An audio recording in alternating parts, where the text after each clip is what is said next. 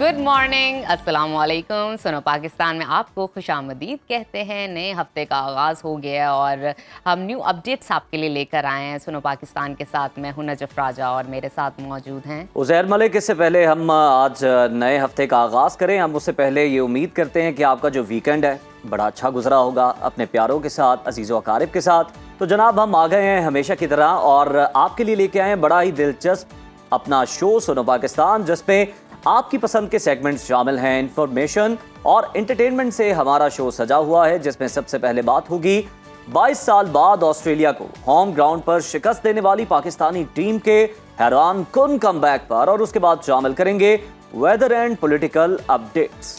और इसके साथ प्रोग्राम में आज शामिल करेंगे हम कि सितारों की रोशनी में आपका रवा हफ्ता कैसा गुजरेगा और आपको बताएंगे कि स्किन को गर्द से पाक और साफ सुथरा रखने का आसान और घरेलू और सस्ता तरीन इलाज। और इसके साथ साथ अहम मौजू पे भी डिस्कशन होगी कि 90% लोग विटामिन डी की कमी का शिकार क्यों हैं। आज के प्रोग्राम में हम आपकी मुलाकात कराएंगे कचरे से सजावटी अशिया बनाने वाली पेशावर की होनहार खातून से, और आपको बताएंगे कुर्बे क़यामत की सबसे अहम निशानी दज्जाल की हकीकत और उससे मंसूब फर्जी किस्सों के मुताल्लिक़। लेकिन उसके लिए आपको देखना होगा सुनो पाकिस्तान एंड तक। हमारे सोशल मीडिया अकाउंट्स पर जाइए, फेसबुक इंस्टा को सब्सक्राइब कीजिए, फॉलो कीजिए, वहाँ पे कमेंट कीजिए, अपनी राय से आगाह कीजिए और हमें बताइए क्या आपको अच्छा लगा और क्या आप मजीद देखना चाहते हैं। बिल्कुल, आपकी राय हमारे लिए बहुत अहम है। तो सबसे पहले हम वेदर की बात करें या फिर अच्छी खबर से आगाज? आज अच्छी खबर से आगाज करते हैं और अपने नाजरीन के साथ शेयर करते हैं अच्छी खबर। और ये खबर है खेल के मैदान से। आपको बताते हैं इस वक्त जो है पीसीबी को तब्दीलियां रास आ गई हैं और पाकिस्तान ने दुनियाई क्रिकेट में सबसे मुश्किल सरजमीन ऑस्ट्रेलिया में फतह के झंडे गाड़ दिए हैं। तीसरे और फैसला कुन वनडे में कौमी टीम ने मेज़बान ऑस्ट्रेलिया को 8 विकेटों से शिकस्त देकर न सिर्फ मैच जीता बल्कि 22 साल बाद ऑस्ट्रेलिया को होम ग्राउंड पर शिकस्त देकर नई तारीख रकम कर दी है। इससे पहले अगर हम इससे पहले बात करें तो ये कहा जा रहा था कि पाकिस्तान अगर ऑस्ट्रेलिया की सरजमीन पर एक मैच भी जीत जाए तो बड़ी बात है, लेकिन हमने देखा कि 2-1 से सीरीज हमने अपने नाम की। बड़ी कामयाबी है, बड़ी कामयाबी है। और अपने नाजरीन को ये भी बताते हैं कि इससे पहले वकार यूनुस की क़यादत में 2002 में ग्रीन शर्ट्स ने सीरीज जीती थी और अब जीती है। बिल्कुल, और पाकिस्तानी बॉलर्स ने नाकाबिले फरामोश कारकर्दगी का मुजाहरा करते हुए तबाहकुन बॉलिंग से कैंगरूज की बैटिंग लाइन के परखच्चे उड़ा दिए। 3 मैचेस पर मुश्तमिल वनडे सीरीज में पाकिस्तानी पेसर्स ने मजमूई तौर पर 26 विकेटें अपने नाम की। मैच में शानदार कारकर्दगी और सीरीज में 10 खिलाड़ियों को आउट करने पर हारिस रऊफ को प्लेयर ऑफ द मैच और मैन ऑफ द सीरीज का अवार्ड दिया गया। लेकिन इससे पहले ये डिस्कस करना बड़ा जरूरी है कि हारिस रऊफ ने जो इतनी उम्दा बॉलिंग की है और उनका कमबैक बड़ा शानदार है। मेरा ख्याल है वो चेयरमैन पीसीबी की जो पॉलिसी थी ना कि ऐसे प्लेयर्स को घर बिठा दिया गया, इनकी ईगो को हर्ट किया गया ताकि ये फिर शानदार कमबैक करें। बिल्कुल, सबक सीखा, अपनी गलतियों पे इन्होंने काम किया और फिर वापस आके इन्होंने क्या बॉलिंग की है। 14 नवंबर से पाकिस्तान और ऑस्ट्रेलिया के दरमियान अब T20 सीरीज शुरू होने जा रही है। वनडे सीरीज जो है वो मुकम्मल हो चुकी है। अब देखना यह है कि कौमी टीम वनडे की तरह T20 में भी क्या अपनी शानदार कारकर्दगी का यही तसलसल, यही फ्लो बरकरार रखेगी या फिर मेजबान ऑस्ट्रेलिया यहां पर कमबैक करेगी। खैर, इसका तो वक्त ही बताएगा। लेकिन क्रिकेट की एक और दिलचस्प खबर आपके साथ शेयर करें। चैंपियंस ट्रॉफी में हम पहले ही शेयर करेंगे अपने नाजरीन का ताकि इनका मूड और अच्छा हो जाए। भारतीय इनकार पर पाकिस्तान का अब सख्त रद्द-ए-अमल सामने आ रहा है, जिसकी बड़ी जरूरत थी। जरा ये बताते हैं कि पाकिस्तानी हुकूमत अब ये गौर कर रही है कि अगर भारत चैंपियंस ट्रॉफी के लिए नहीं आता तो फिर पाकिस्तान आइंदा कभी भी भारत के साथ मैच नहीं खेलेगा। सरकारी जराये के मुताबिक पाकिस्तान ने 2 टोक अल्फाज में वाजे कर दिया कि वो चैंपियंस ट्रॉफी से पीछे नहीं हटेगा। मेरा ख्याल है नजफ ये बड़ा जरूरी था भारत को बड़ा स्ट्रॉन्ग मैसेज देना, क्योंकि हर बार भारत की जानिब से लेतोलाल से काम लिए जाते हैं। और हमारी अगर बात की जाए तो टीम पाकिस्तान उनके साथ मैच भी खेलती है, हर तरह से ताउन भी करती है, लेकिन जब अपनी बारी आती है तो फिर भारत की जानिब से हीले बहाने किए जाते हैं। खैर, भारत नहीं आएगा तो फिर खतरनाक हद तक जाएंगे। जरा ये बताते हैं कि पीसीबी की जानिब से भी ये स्टैंड है। स्टेडियम बन रहे हैं, सिक्योरिटी अच्छी है, लेकिन हम देखते हैं कि भारत के पास जवाब तो कोई नहीं है कि वो ना आए, लेकिन फिर भी उसकी जानिब से बहानेबाजी की जा रही है ना आने के। बिल्कुल, और अभी हमने आपको खेल के मैदान से कुछ खबरियां सुनाई हैं, तो अब चलते हैं मौसम के बारे में कुछ सूरत हाल से आपको आगाह करते हैं।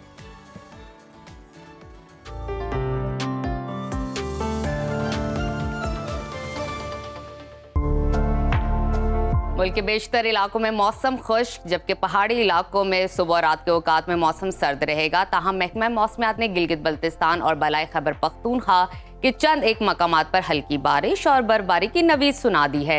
इस्लामाबाद, पेशावर और पंजाब के ज्यादातर इलाकों में स्मोक का राज बरकरार रहेगा। मुख्तलिफ शहरों में मौसम की क्या सूरत हाल है, सबसे पहले बात करते हैं आज़ाद फिजाओं की सरजमीन गिलगित बल्तिस्तान की, जहां दिन भर बादलों का राज रहेगा। गिलगित में आज ज्यादा से ज्यादा दर्जा हरारत 23 और कम से कम 9 डिग्री रहने का इम्कान है। और अब बात करते हैं स्कर्दू की, तो स्कर्दू में ज्यादा से ज्यादा टेम्परेचर 18 और कम से कम 4 डिग्री रहेगा। महकमा मौसमियात ने आइंदा 24 घंटों के दौरान गिलगित बल्तिस्तान में चंद मकामात पर बारिश और पहाड़ों पर बर्फबारी की पेशगोई की है।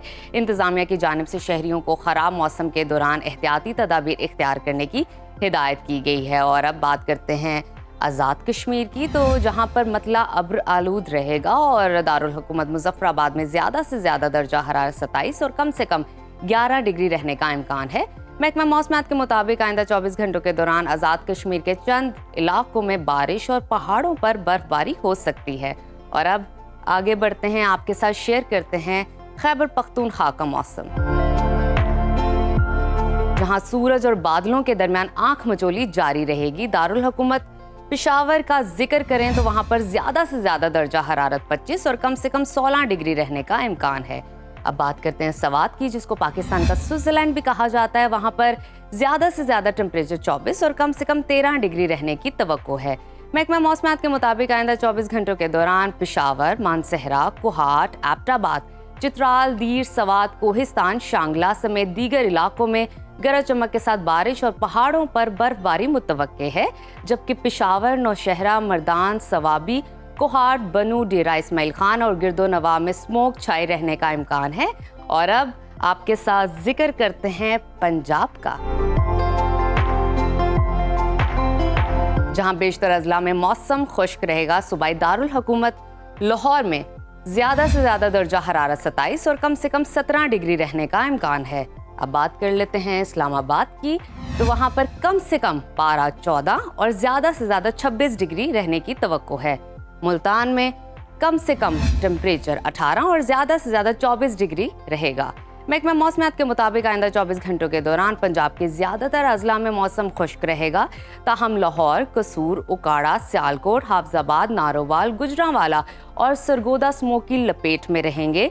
शेखुपुरा, साहिवाल, फैसलाबाद, बहावलपुर, बहावलनगर, मुल्तान, रहीम यार खान, डीजी खान और गिरदो नवाब में भी स्मोक की पेशगोई की गई है, जबकि शुमाल मशरकी पंजाब के चंद इलाकों में बारिश भी हो सकती है। और अब आपको लिए चलते हैं सूबा बलूचिस्तान की तरफ, जहां बेशतर अजला में मतला साफ रहेगा। दारुल हुकूमत कोयटा में दर्जा हरारत कम से कम 5 और ज्यादा से ज्यादा 24 डिग्री रहने का इम्कान है। महकमा मौसमियात के मुताबिक आइंदा 24 घंटों के दौरान बलूचिस्तान के ज्यादातर इलाकों में मौसम खुश्क, जबकि पहाड़ी इलाकों में रात और सुबह के औकात में सर्द रहने का इम्कान है। और अब आखिर में जिक्र करते हैं सुबह सिंध का, जहां दिन भर सूरज खूब चमकेगा। रोशनियों के शहर कराची में कम से कम टेम्परेचर 22 और ज्यादा से ज्यादा 34 डिग्री रहने का इम्कान है। ताहम शहर में समंदरी हवाओं के साथ साथ बलूचिस्तान की सिमत में भी हवाएं चलने का इम्कान जाहिर किया जा रहा है। हैदराबाद के दर्जा हरारत की बात करें तो कम से कम टेम्परेचर 24 और ज्यादा से ज्यादा 37 डिग्री रहने की तवक्को है। महकमा मौसमियात ने आइंदा 24 घंटों के दौरान सिंध के बेशतर अजला में मौसम गर्म और खुश्क रहने की पेशगोई की है।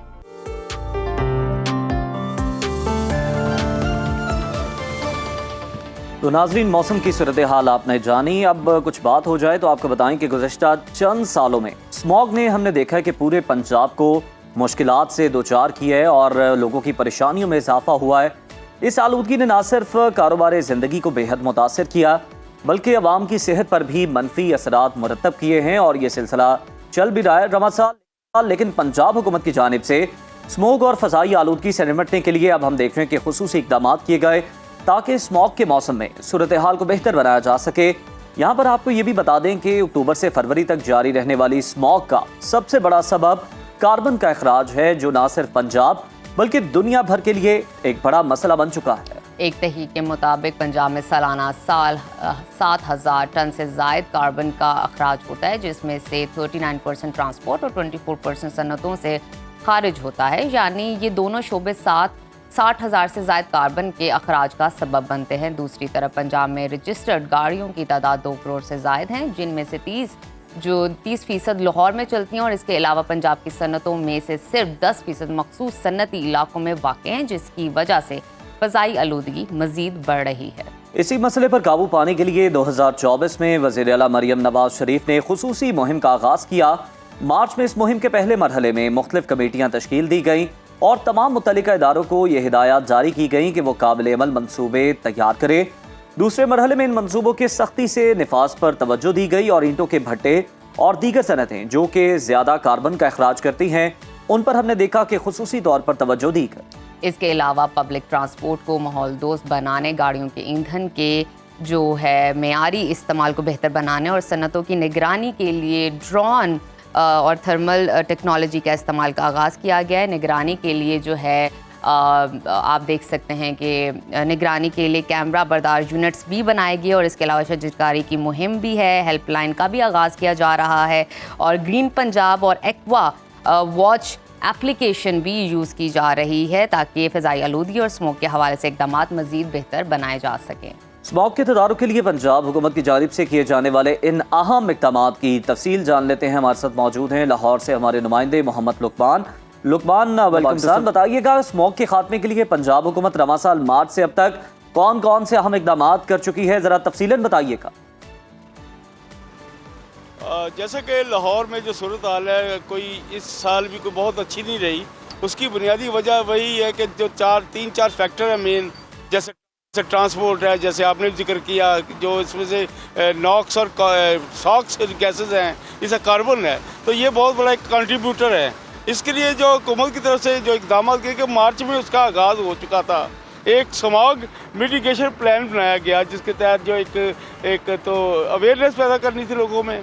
सेकंड ये था कि स्कूल का जो जितना निसाब था उसमें बच्चों में ये पैदा करना था इसके बारे में एक तासर के जी ये ख़तरा की चीज़ है, उसके लिए माहौल दोस्त जो कार्रवाइयाँ हैं उससे कैसे बचा जा सकता है। तीसरी बात थी इंडस्ट्री में से जितने मिशंस होती हैं, मिशन को कंट्रोल करने के लिए भी प्लान बनाया गया और एक पूरा स्मॉग मिटिगेशन प्लान बनाया गया जिसके तहत जितने भी ये आपकी पैडी की फसल है उसके कटाई के बाद जो मुड जो थे जलाए जाते थे उनके लिए भी किसानों में अवेयरनेस पैदा की गई।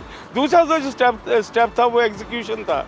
एग्जीक्यूशन वाला स्टेप जो था वो जो शुरू हुआ वो अभी तक जारी है और उसमें बुनियादी तौर पे ई बाइक्स का जो फ़रोग़ देना था, इस इलेक्ट्रिक बसेस को लाना था और जो दीगर जो ऐसे मामला जहाँ पे जो किसी तरह भी हम रोक सकते हैं इसको स्मॉग को, उसके लिए काम करना था। इसमें बट्टे भी गिराए गए, बहुत सारे बट्टे गिराए गए। इसका जो नया जो इसका जो चल रहा है फेज़ उसमें इम्प्लीमेंटेशन हो रही है। जैसे स्कूल जो है उनका टाइम जो पहले लुकमान ये वाजे कर दीजिएगा कि जो भट्टे गिराए गए हैं वो ज़िगज़ैग टेक्नोलॉजी पर नहीं थे, इसलिए उन्हें डिमोलिश किया गया। जी बिल्कुल ऐसा ही था कि ज़िगज़ैग टेक्नोलॉजी थी लाहौर में या इसके गिरदोनवा में। इसका आगाज़ तो तकरीबन 2016 से हो चुका था और बहुत सारे भट्टे जो लाहौर के इर्द गिर्द हैं वो ज़िगज़ैग में जा चुके थे। पंजाब के में भी बहुत सारे जा चुके हैं, लेकिन इसके बावजूद लोग रिवर्ट हो रहे हैं कई जगहों पे जहाँ ज़िगज़ैग टेक्नोलॉजी को बंद करके ख़त्म करके दोबारा ट्रेडिशनल टेक्नोलॉजी आ रहे थे, उनको गिराया गया है। यकीन उनकी कंट्रीब्यूशन है, लेकिन जो सबसे बड़ी कंट्रीब्यूशन अभी भी जो इसमें स्मॉग में है वो यकीन ट्रांसपोर्ट की है। लाहौर की अगर शहर की बात करें तो 62 लाख गाड़ियाँ लाहौर शहर अकेले में, उनमें मोटरसाइकिलें जो है वो तकरीबन 45 लाख। बिल्कुल ठीक है, बिल्कुल ठीक। कंट्रोल नहीं किया जाता। लुकमान साहब ज़रा ये बताइए कि हुकूमत ने स्मोक से निपटने के लिए एनवायरमेंटल प्रोटेक्शन डिपार्टमेंट भी ऑर्गेनाइज किया है जिसका मकसद ये है स्मोक वॉर रूम को क्रिएट करना और इसके हवाले से इक़दाम करना। इस हवाले से भी हमें बताइए कुछ।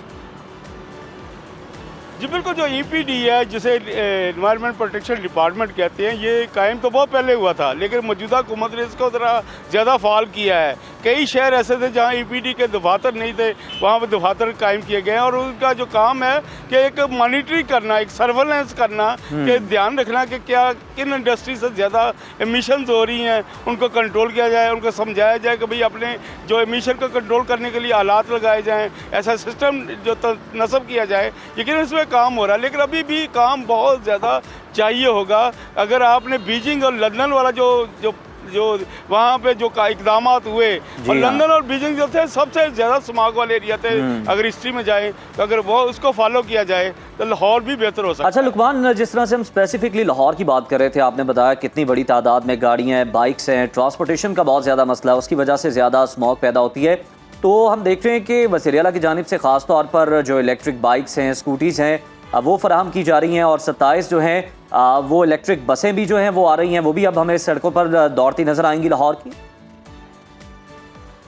जी बिल्कुल, इसका जो आप सोचें कि सिर्फ लाहौर के इर्द गिर्द में सिर्फ एक इलेक्ट्रिक बाइक बनाने की फैक्ट्री होती थी आज से कोई 5-7 साल पहले, अब दर्जनों फैक्ट्रियां ऐसी बन गई हैं जिनको यकीन है कि जो हुकूमत की तरफ से जो पुश दिया जा रहा है इलेक्ट्रिक बाइक का, उसमें लोग खरीदेंगे। और इससे सेकेंडली जो सब्सिडी दी जा रही है, जो फ्री बाइक देने का जो एक कंसेप्ट लाया गया है, जिसमें जो एक आसान किस्तों पर बच्चे खरीद सकेंगे, तो ये इसके डेवलपमेंट का फ़ायदा तो यकीन ऑलरेडी हम देख रहे हैं कि लाहौर की सड़कों पर जो इलेक्ट्रिक स्कूटीज हैं उनकी बड़ी तादाद बढ़ गई है। जी बिल्कुल, वो भी एक फैक्टर है, क्योंकि जो प्राइस थी वो गिरना शुरू हो गई है अब स्कूटीज की भी। तो यकीनन लुकमान, ये पंजाब हुकूमत की जानिब से इकदाम किए जा रहे हैं, और जो इलेक्ट्रिक बाइक्स वाली कंपनीज हैं जो ये बना रही हैं, जो प्रोडक्शन कर रही हैं, पंजाब हुकूमत उनको भरपूर सपोर्ट कर रही है। वो जो फैक्ट्रियों की तादाद है वो भी बढ़ रही है, और सड़कों पर हम देख रहे हैं कि इलेक्ट्रिक जो बाइक्स हैं, स्कूटीज हैं, वो भी बढ़ती जा रही हैं। तो बहुत शुक्रिया आपके वक्त का। तो नाजरीन, हम उम्मीद करते हैं कि जो पंजाब हुकूमत ये इकदाम उठा रही है, इससे स्मॉग पर मुकम्मल काबू तो नहीं पाया जा सकता, लेकिन काफी हद तक इसमें कमी जरूर आ जाएगी आने वाले दिनों में। और अभी वक्त है छोटी सी ब्रेक का, देखते रहिए सुनो पाकिस्तान। वेलकम बैक टू सुनो पाकिस्तान। प्रोग्राम में आगे बढ़ेंगे और बात करेंगे मुल्क की सियासत की। तो पीटीआई एहतजाज के हवाले से कन्फ्यूजन का शिकार है, बड़े बड़े दावे और ऐलानात किए जा रहे हैं। 9 नवंबर को सवाबी जलसे में एहतजाज की फैसला कुन कॉल दी जाएगी और बताया जाएगा कि आइंदा हिकमत अमली क्या होगी, और इसके हवाले से कारकुनों बड़ी तवक्कुआत थी, मगर पीटीआई रहनुमाओं ने एहतजाज को बानी की इजाज़त से मशरूत कर दिया। ऐसे में हैरानकुन बात यह है कि बानी पीटीआई के मुकदमात अदालतों में हैं, और अदालतों से ही ऑब्वियसली उन्हें इंसाफ मिल रहा है, मगर पीटीआई के रहनुमा कभी उनकी रिहाई के लिए अमेरिका की जानिब देखते हैं, और जुल्फी बुखारी तो बाकायदा तौर पर इस हवाले से मुतहर्रिक भी हैं, और कभी वो एहतजाज से बानी पीटीआई को रिहा कराने के ऐलानात करते दिखाई देते हैं। लेकिन अभी तक पीटीआई की आदत वाज़ेह हिकमत अमली सामने लाने में नाकाम है। अली अमीन गंडापुर ये कहते हैं कि अगर अब हम बाहर निकले तो फिर बानी पीटीआई की रिहाई के बगैर वापस घरों में नहीं आएंगे, मगर असद कैसर का मौक़िफ़ कुछ और है। वो कहते हैं कि अपोजिशन जमातों से मिलकर ग्रैंड अलायंस बनाएंगे और एहतजाज किया जाएगा, जो कि भरपूर होगा। दूसरी जानिब वज़ीर दिफा ख्वाजा आसिफ ने तहरीक इंसाफ की क़यादत पर तनकीद के नश्तर चलाते हुए कहा है कि पीटीआई की पूरी क़यादत कॉम्प्रोमाइज्ड है, और अली अमीन गंडापुर और बानी पीटीआई की मर्जी से 2 नंबरी कर रहे हैं। इसी तमाम तर सूरत हाल पर बात करने के लिए हमारे साथ मौजूद हैं पीटीआई के सीनियर रहनुमा शौकत यूसुफजई साहब। शौकत साहब, वेलकम टू सुनो पाकिस्तान। सर, सबसे पहले ये बताइएगा कि आप बड़े बड़े दावे हो रहे थे, सबको इंतजार था, हमें भी इंतजार था कि 9 नवंबर को फैसला कुन कॉल दी जाएगी, और कारकुन बड़ा बेसब्री से इंतजार कर रहे थे तहरीक इंसाफ के। लेकिन अब फैसला कुन हिकमत अमली लाने में तहरीक इंसाफ नाकाम क्यों है? जलसे में फाइनल कॉल का ऐलान क्यों नहीं सुनने को मिल सका? बिस्मिल्लाहिर्रहमानिर्रहीम। देखें, हम जमहूरी लोग हैं, जमहूरी पार्टी है, और ये कोई भेड़ बकरियों वाला वो नहीं है, काफिला नहीं है।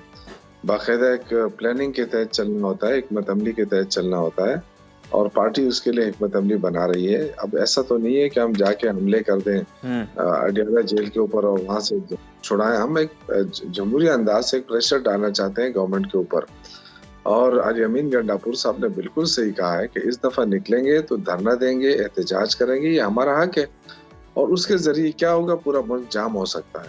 क्या ये हुकूमत फिर चल सकती है? तो इस तरह है। अब ख्वाजा आसिफ की बातें आप सुनेंगे, वो तो उसको तो ज़हनी मरीज है, वो तो ज़हनी तौर पे वो ठीक नहीं है। जिस तरह वो बातें करता है, कभी फ़ौज के खिलाफ बातें करता था, कभी ट्रम्प के खिलाफ बातें करता है, कभी क्या करता है, उसकी बातों पे अब मुझे तो बड़ा वो है कि उनको वज़ीर दिफा कैसे बनाया गया है। लेकिन बहरहाल चलो, ये उनकी सारी हुकूमत ही इस तरह है।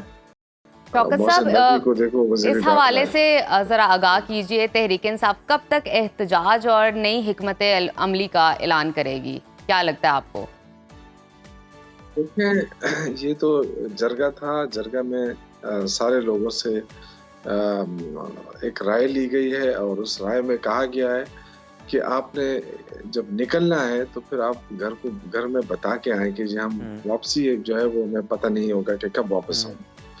तो ये पहली दफा हुआ है और ये कोई इतनी आसान बात नहीं है। ये गवर्नमेंट पे बहुत बड़ा प्रेशर पड़ेगा जब ये निकलेंगे। अच्छा बिल्कुल शौकत साहब, जब निकलेंगे गवर्नमेंट पे प्रेशर पड़ेगा, हम देखेंगे, लेकिन जरा ये वाजे कर दीजिएगा कि क्या निकलेंगे तो सोलो फ्लाइट होगी या फिर ऑपोजिशन के साथ मिलकर कोई ग्रैंड अलायंस की सूरत निकलेगी, जिस तरह असद कैसर साहब कह रहे हैं? देखें, असद कैसर साहब जो ग्रैंड अलायंस की बात कर रहे हैं या वो अपोजिशन को साथ लेकर चलने की बात करते हैं, वो पार्लियामेंट की हद तक है। पार्लियामेंट के अंदर जो है डेफिनेटली अपोजिशन मुतलक होती है, वहां भी गवर्नमेंट को टफ टाइम देना होता है। और एक होता है इमरान खान की राय के लिए, तो वो हम अल्हम्दुलिल्लाह हमारी स्ट्रीट पावर मुकम्मल है, हमें किसी की जरूरत नहीं है। हम खुद भी हमारे वर्कर चार्ज हैं और सिर्फ ये था कि उनको गाइडलाइन देनी थी। और पहला जो प्रोपेगेंडा हुआ कि जी डी चौक में नहीं ठहरे चले गए, वो हमारी एक मतअमली थी, उसी तरह ही हमने करना था। आहिस्ता आहिस्ता देखें, एक लोगों को तैयार कर लिया। अब इंशाल्लाह जैसे नहीं, शौकत साहब आप क्या कह रहे हैं? मतलब अली अमीन गंडापुर का मंजर से गायब होना भी हिकमत अमली थी तहरीक इंसाफ? देखें, ये जो था ना डी चौक तक पहुंचना, ये हमारी हिकमत अमली थी। डी चौक में बैठना हमारी हिकमत अमली नहीं थी, लेकिन हर चीज अनाउंस तो नहीं की जाती है जी। उससे बड़ा प्रोपेगेंडा किया गया गवर्नमेंट की तरफ से, बिल्कुल गलत प्रोपेगेंडा था। लेकिन सर, आपकी जमात के लोग भी हमें ये कहते सुनाई दिए, जो तर्जुमान है उधर केपी से, वो ये कह रहे थे कि जनाब वज़ीर आला को अगवा कर लिया गया है, वज़ीर आला गायब हैं, इस तरह की बातें की जा रही थी। नहीं, वो तो जाहिर है अगवा इसलिए किया गया कि वो तो आपको पता है कि केपी हाउस मतलब केपी हाउस पे दावा बोला गया, बाकायदा केपी हाउस पे तोड़ फोड़ की गई, तो उस हवाले से जाहिर है उन्होंने अपने आप को बचाना था। और लेकिन मैंने जो डी चौक की जहाँ तक बात है, वो मैंने आपसे कहा कि वो हमारी हिकमत अमली थी कि डी चौक में हमने ठहरना नहीं था सिर्फ वहाँ पे, क्योंकि उस फस्ताई हुकूमत ने कहा था कि अली अमीन गंडापुर नहीं आ सकता, अटक पार नहीं आ सकता। तो उन्होंने जान लड़ाई, 2 दिन एक साथ और डी चौक पहुंचे। अब उसके बाद अच्छा शौकत यूसुफ साहब, बिल्कुल हमने देखा कि तोड़फोड़ की गई केपी हाउस में, जो कि बिल्कुल एक गलत अमल था और मीडिया ने रिपोर्ट भी किया, कंडेम भी किया गया। लेकिन सर, बीच चौराहे में आप अपने इतने बड़े कारकुनान को छोड़कर वज़ीर आला जो लीड कर रहे थे, अब वो कहीं और निकल गए, ये ठीक था अमल? नहीं, देखिए, ये जो जितने भी लोग थे ना, इनको बताया गया था, ऐसा नहीं है। अच्छा, उन्हें आगाह किया गया था? ये प्रोपेगेंडा ये बिल्कुल आगाह किया गया था कि हमने यहाँ जाना है, उसके बाद हर एक जो है अपने अपने घरों को जाएंगे, ये पहले से तय था, लेकिन उसको अनाउंस नहीं किया गया था। इसलिए तो देखे ना, अगर हमने वहाँ बैठना होता तो पूरी पंजाब की लीडरशिप वहाँ पहुंच जाती, हमारे इस्लामाबाद और इधर के MNAs वहाँ पहुंच जाते, लेकिन ये हमारी हिकमत अमली थी। और इसी तरह हम गवर्नमेंट को जो है ना वो करेंगे कि ये अपनी हिकमत अमली बनाए, हम अपनी हिकमत अमली बनाएंगे। ठीक है शौकत साहब, बताइएगा, अगर अब तहरीक इंसाफ एहतजाज करती है तो लीड कौन करेगा? लीड जी अली अमीन गंडापुर साहब करेंगे, बैरिस्टर गौर करेंगे, असद कैसर करेंगे, उमर अयूब साहब करेंगे, सारे हैं ना। अब तो इस दफा तो मैंने कहा ना कि इस दफा जो भी तहरीक चलेगी उसमें सारी लीडरशिप मौजूद होगी। ये इसलिए तो मैं कह रहा हूँ कि ये बड़े गवर्नमेंट के ऊपर बहुत बड़ा प्रेशर होगा, क्योंकि वो वापसी नहीं होगी। आप चाहे उनको गोली चलाएं, आप चाहे आंसू गैस फेंके, चाहे गिरफ्तारियां करें, ये एक बंदे तक, आखिरी बंदे तक जदोजहद जारी रहेगी। अच्छा शौकत साहब, बानी PTI के मुकदमात अदालतों में है, सबको पता है अदालतों से ही उन्हें इंसाफ मिलेगा, लेकिन PTI का दावा ये भी है कि बुशरा बीबी को भी अदालतों से रिलीफ मिला। तो फिर तहरीक इंसाफ ये जो तैयारी कर रही है एहतजाज की, इसका क्या मकसद है? क्या अदालती मुकदमात एहतजाज से आप ख़त्म कराना चाहते हैं, ऐसा होता है? देखिए, अदालती, आपको पता है कि अदालती निज़ाम को कंट्रोल करने की कोशिश हो रही है, और हमें बिल्कुल आज भी हमें अदालतों से इंसाफ की तवक्को है। लेकिन जो मुकदमात दर्ज किए वो तो गवर्नमेंट ने किए हैं ना, वो तो सारे नाजायज मुकदमात हैं। एक ही बंदे के ऊपर 200-250-300 मुकदमात दर्ज करें, ये कौन सा इंसाफ है? और जबकि बहुत सारे केसेस में तो वो थे ही नहीं उसमें। तो इसका मतलब ये है कि इंसाफ तो नहीं हो रहा, और जब इंसाफ नहीं हो रहा तो फिर क्या होना चाहिए, आप बताएं मुझे। क्या ये सारे लोग देख लें कि इंसानी हकूक की पामाली हो रही है? एक साबिक वज़ीर आज़म को जिस तरह डरबे में रखा गया है, और ना कभी बिजली बंद करते हैं, कभी पानी बंद करते हैं, कभी क्या करते हैं, खाना उनको उस तरह नहीं दिया जा रहा मैनुअल के मुताबिक। जब नवाज शरीफ जेल में थे तो उनके लिए तो एयर कंडीशन लगाए गए थे, और आज जो है ना उनके लिए जो है अच्छा, एयर कंडीशन लगाए गए थे, लेकिन फिर उस मुल्क में खड़े होकर, अमेरिका में खड़े होकर ये ऐलान भी किया गया था कि मैं वापस जाकर सबसे पहले इनका एसी उतरवाता हूँ। खैर ये बताइएगा, इसी से रिलेटेड सवाल है कि बानी तहरीक इंसाफ की हुकूमत खत्म हुई तो पीटीआई पर तो हमने देखा अमेरिका पर इल्ज़ाम लगाया पीटीआई ने। बानी पीटीआई की रिहाई का मामला है तो जुल्फी बुखारी उधर अमेरिका में मुतहरिक हैं और हिमायत हासिल करने की कोशिश कर रहे हैं। ये पीटीआई हर मामले में अमेरिका की तरफ ही अब क्यों देख रही है? देखिए, जो उस वक्त मामला था वो तो बाद में खान साहब ने फिर क्लियर भी कर दिया था ना जी। और वो जो बाइडेन एडमिनिस्ट्रेशन के हवाले से जो भी बात की थी वो उन्होंने क्लियर कर दिया था। और उसके बाद जो है ना, देखिए ट्रम्प का जो मसला है ना, ट्रम्प चूंकि पाकिस्तान में अगर किसी को जानता है तो वो इमरान खान को जानता है, अगर उनका कोई दोस्त है तो वो इमरान खान ही है। तो इमरान खान कोई आम आदमी तो नहीं है ना, उनकी तो एक शख्सियत। शौकत साहब देखें ना, सिफारतकारी में रियासत के रियासत से ताल्लुकात होते हैं, शख्सियात के कब इस तरह से ताल्लुकात पे मामला तय किए जाते हैं? यही तो मैं अर्ज कर जी प्लीज, यही तो मैं अर्ज कर रहा हूँ ना, जो रियासत के ताल्लुकात है वो तो आपको भी पता है, हमें भी पता है ना कि रियासत के साथ कैसे ताल्लुकात रहे हैं। लेकिन ये पहली दफा आप देख रहे हैं ना कि किसी शख्स के साथ जाती ताल्लुक भी है, किसी मुल्क के सबसे बड़े सरबराह का। तो यही तो मैं कह रहा हूँ कि इमरान खान आम आदमी तो नहीं है, और इंसानी हकूक की वायलेशन बुरी तरह हो रही है। आपने कहा कि अमेरिका में खड़ा होकर उसने कहा मैं ऐसी उतरवाऊंगा, तो क्या उतरवाया? वो एक सियासी बयान था ना, उन्होंने तो ऐसे नहीं उतरवाया उनका, वो खुद ही बीमार होकर चल पड़े। बिल्कुल ठीक। अच्छा, हमें इस बारे में भी शौकत साहब आगाह कीजिएगा। तहरीक इंसाफ ने कारकुनों ने 9 नवंबर के जलसे में बाकायदा तौर पर अमरीकी झंडा लहरा दिया। क्या आपको नहीं लगता कि इस तरह के इकदामात से तहरीक इंसाफ को सियासी तौर पर नुकसान पहुंच सकता है? नहीं, वो तो एक साजिश थी। PMLN के लोग थे, उनको आपने देखा हमारे लोगों ने ठीक ठाक मारा भी है, उनकी पिटाई भी की है। वो जानबूझकर लाए थे, जानबूझकर लहराने की कोशिश कर रहे थे, उनकी पिटाई की है हमारे वर्करों ने। हम कभी ये काम नहीं करते हैं। देखिए मेरी बात सुने, ये सारा प्रोपेगेंडा हो रहा है। अब आप देखें पंजाब जो है स्मोक का शिकार है, कितने मुश्किल में है लोग, और बीवी जो है टिकटाकर वो भाग गई है, जेनेवा में बैठी है, वो आराम से फ्रेश एयर ले रही है, और यहाँ पे लोगों को इस स्मोक के लिए छोड़ा हुआ। तो ये देखे ना, ये चीज होती है। जब कोरोना था तो इमरान खान तो कहीं नहीं भागा, वो पाकिस्तान में रहा, वो यहीं से एक मतअमली करता रहा, लोगों को रोजगार भी मिलता रहा। कोरोना के अंदर हमारी मईशत भी उठ रही थी, हमारी एक्सपोर्ट भी हो रही थी। आज ये क्या सूरत हाल है? यही तो पता होता है इंसान का कि ये कैसे लोग हैं, क्या चाहते हैं इस मुल्क के लिए। खुद चले गए हैं, लोगों से कहते हैं जी, कभी कहते हैं ग्रीन ठीक है, शौकत साहब चले गए हैं तो वापस भी आ जाएंगे। वो जाहिर है मुस्तकिल तो नहीं गए, चंद दिनों के लिए गए हैं, उनका दौरा है। बहुत शुक्रिया शौकत यूसुफ जई साहब आपके कीमती वक्त का। सुनो पाकिस्तान में आप अपना नुक्ता नजर बयान कर रहे थे, अपना तज़किया दे रहे। नाज़रीन, यहाँ पर वक्त हो गया है ब्रेक का। Stay with us. Welcome back to सुनो पाकिस्तान। प्रोग्राम में वक्त हुआ है हमारे एक और अहम सेगमेंट का, जिसमें हम जानेंगे मुख्तलिफ ज़ोडिएक साइन जो हैं हमारे मुख्तलिफ लोगों के हवाले से ये हफ्ता कैसा गुजरेगा, सेहत के एतबार से, कारोबार के एतबार से और उनके लव रिलेशन के एतबार से। बिल्कुल, हमारे साथ मौजूद हैं मारूफ एस्ट्रोलॉजर दाऊद अहमद। उनसे जानेंगे कि इस हफ्ते में किन अफराद को खास एहतियात करनी है और कौन से स्टार से ताल्लुक़ रखने वाले अफराद के लिए ये हफ्ता खुशकिस्मत साबित होगा। ये हफ्ता मजमूई तौर पर मुख्तलिफ सितारों के लिए कैसा रहेगा, तो आइए जानते हैं। दाऊद साहब, वेलकम टू सुनो पाकिस्तान। बहुत शुक्रिया आपका। अच्छा बताइएगा, जिस तरह से नजफ ने बताया ना कि कारोबार, लव और सेहत, हाँ। सबसे पहले एरीज से शुरू कर लेते हैं हम। तो एरीज बुर्ज हमल वालों की story of the week 3 card से देखते हैं। तो एरीज बुर्ज हमल वालों की स्टोरी ऑफ द वीक। तो जनाब एरीज बुर्ज हमल वाले, बिगनिंग, अच्छी बिगनिंग, अच्छी स्टार्ट, और बहुत कुछ करना चाह रहे हैं, बड़ी अच्छी पावर है, और द मैजिशियन, बहुत आइडियाज आएंगे एरीज वालों के माइंड में कि हम क्या क्या करें, कैसे मामलात को सेटल करें। और थर्ड कार्ड में पैसे भी आएंगे, और जो कुछ कर सकते हैं आप इस वीक में करें, अल्लाह की मदद मौजूद है एरीज वालों क्या बात है। टॉरस की बात करें, एरीज की लव, और आपने बिजनेस का भी कहा था, लव कार्ड की बात करें तो लव में कुछ नेगेटिविटी है, उसको इन्होंने हैंडल करना, उसको ठीक करना। उसके लिए ये औज़ बिल्लाहि मिनश शैतानिर रजीम पढ़ें।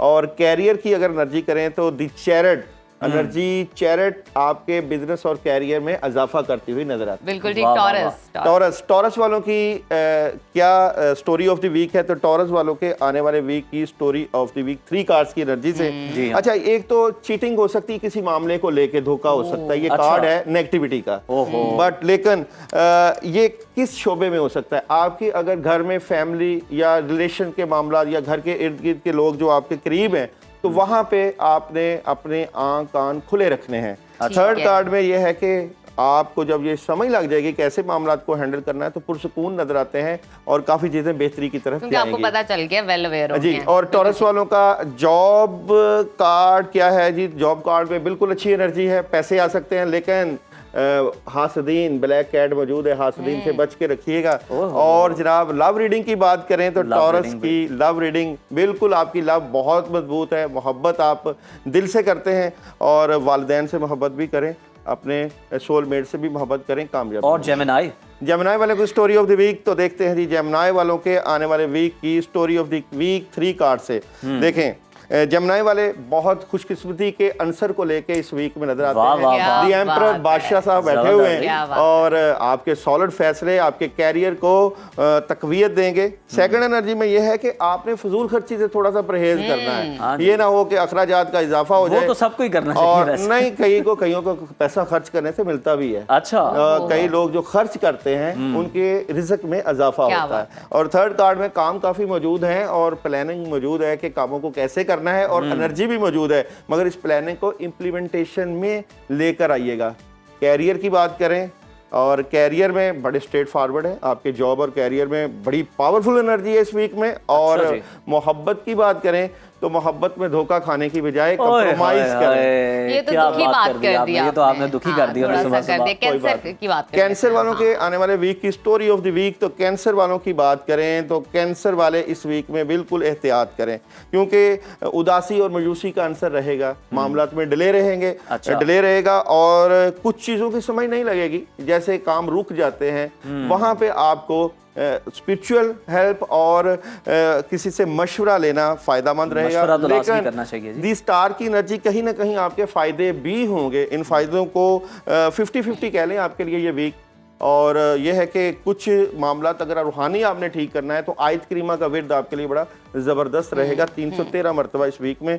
और जॉब की एनर्जी आपकी बिल्कुल अच्छी एनर्जी है, 2-3 काम आप कर सकते हैं, पैसे कमा सकते हैं। और लव की एनर्जी की अगर बात करें तो लव आपको फैमिली से मोहब्बत और आपको महबूब कदमों में महबूब की ओहो हो मोहब्बत हो। मिलती है, ओए होए तो इनको मोहब्बत मिल वाह, जाएगी वाह, वाह, जनाब। वाह, बगैर कोई अमल कराए। इनको मिल जाएगी मोहब्बत।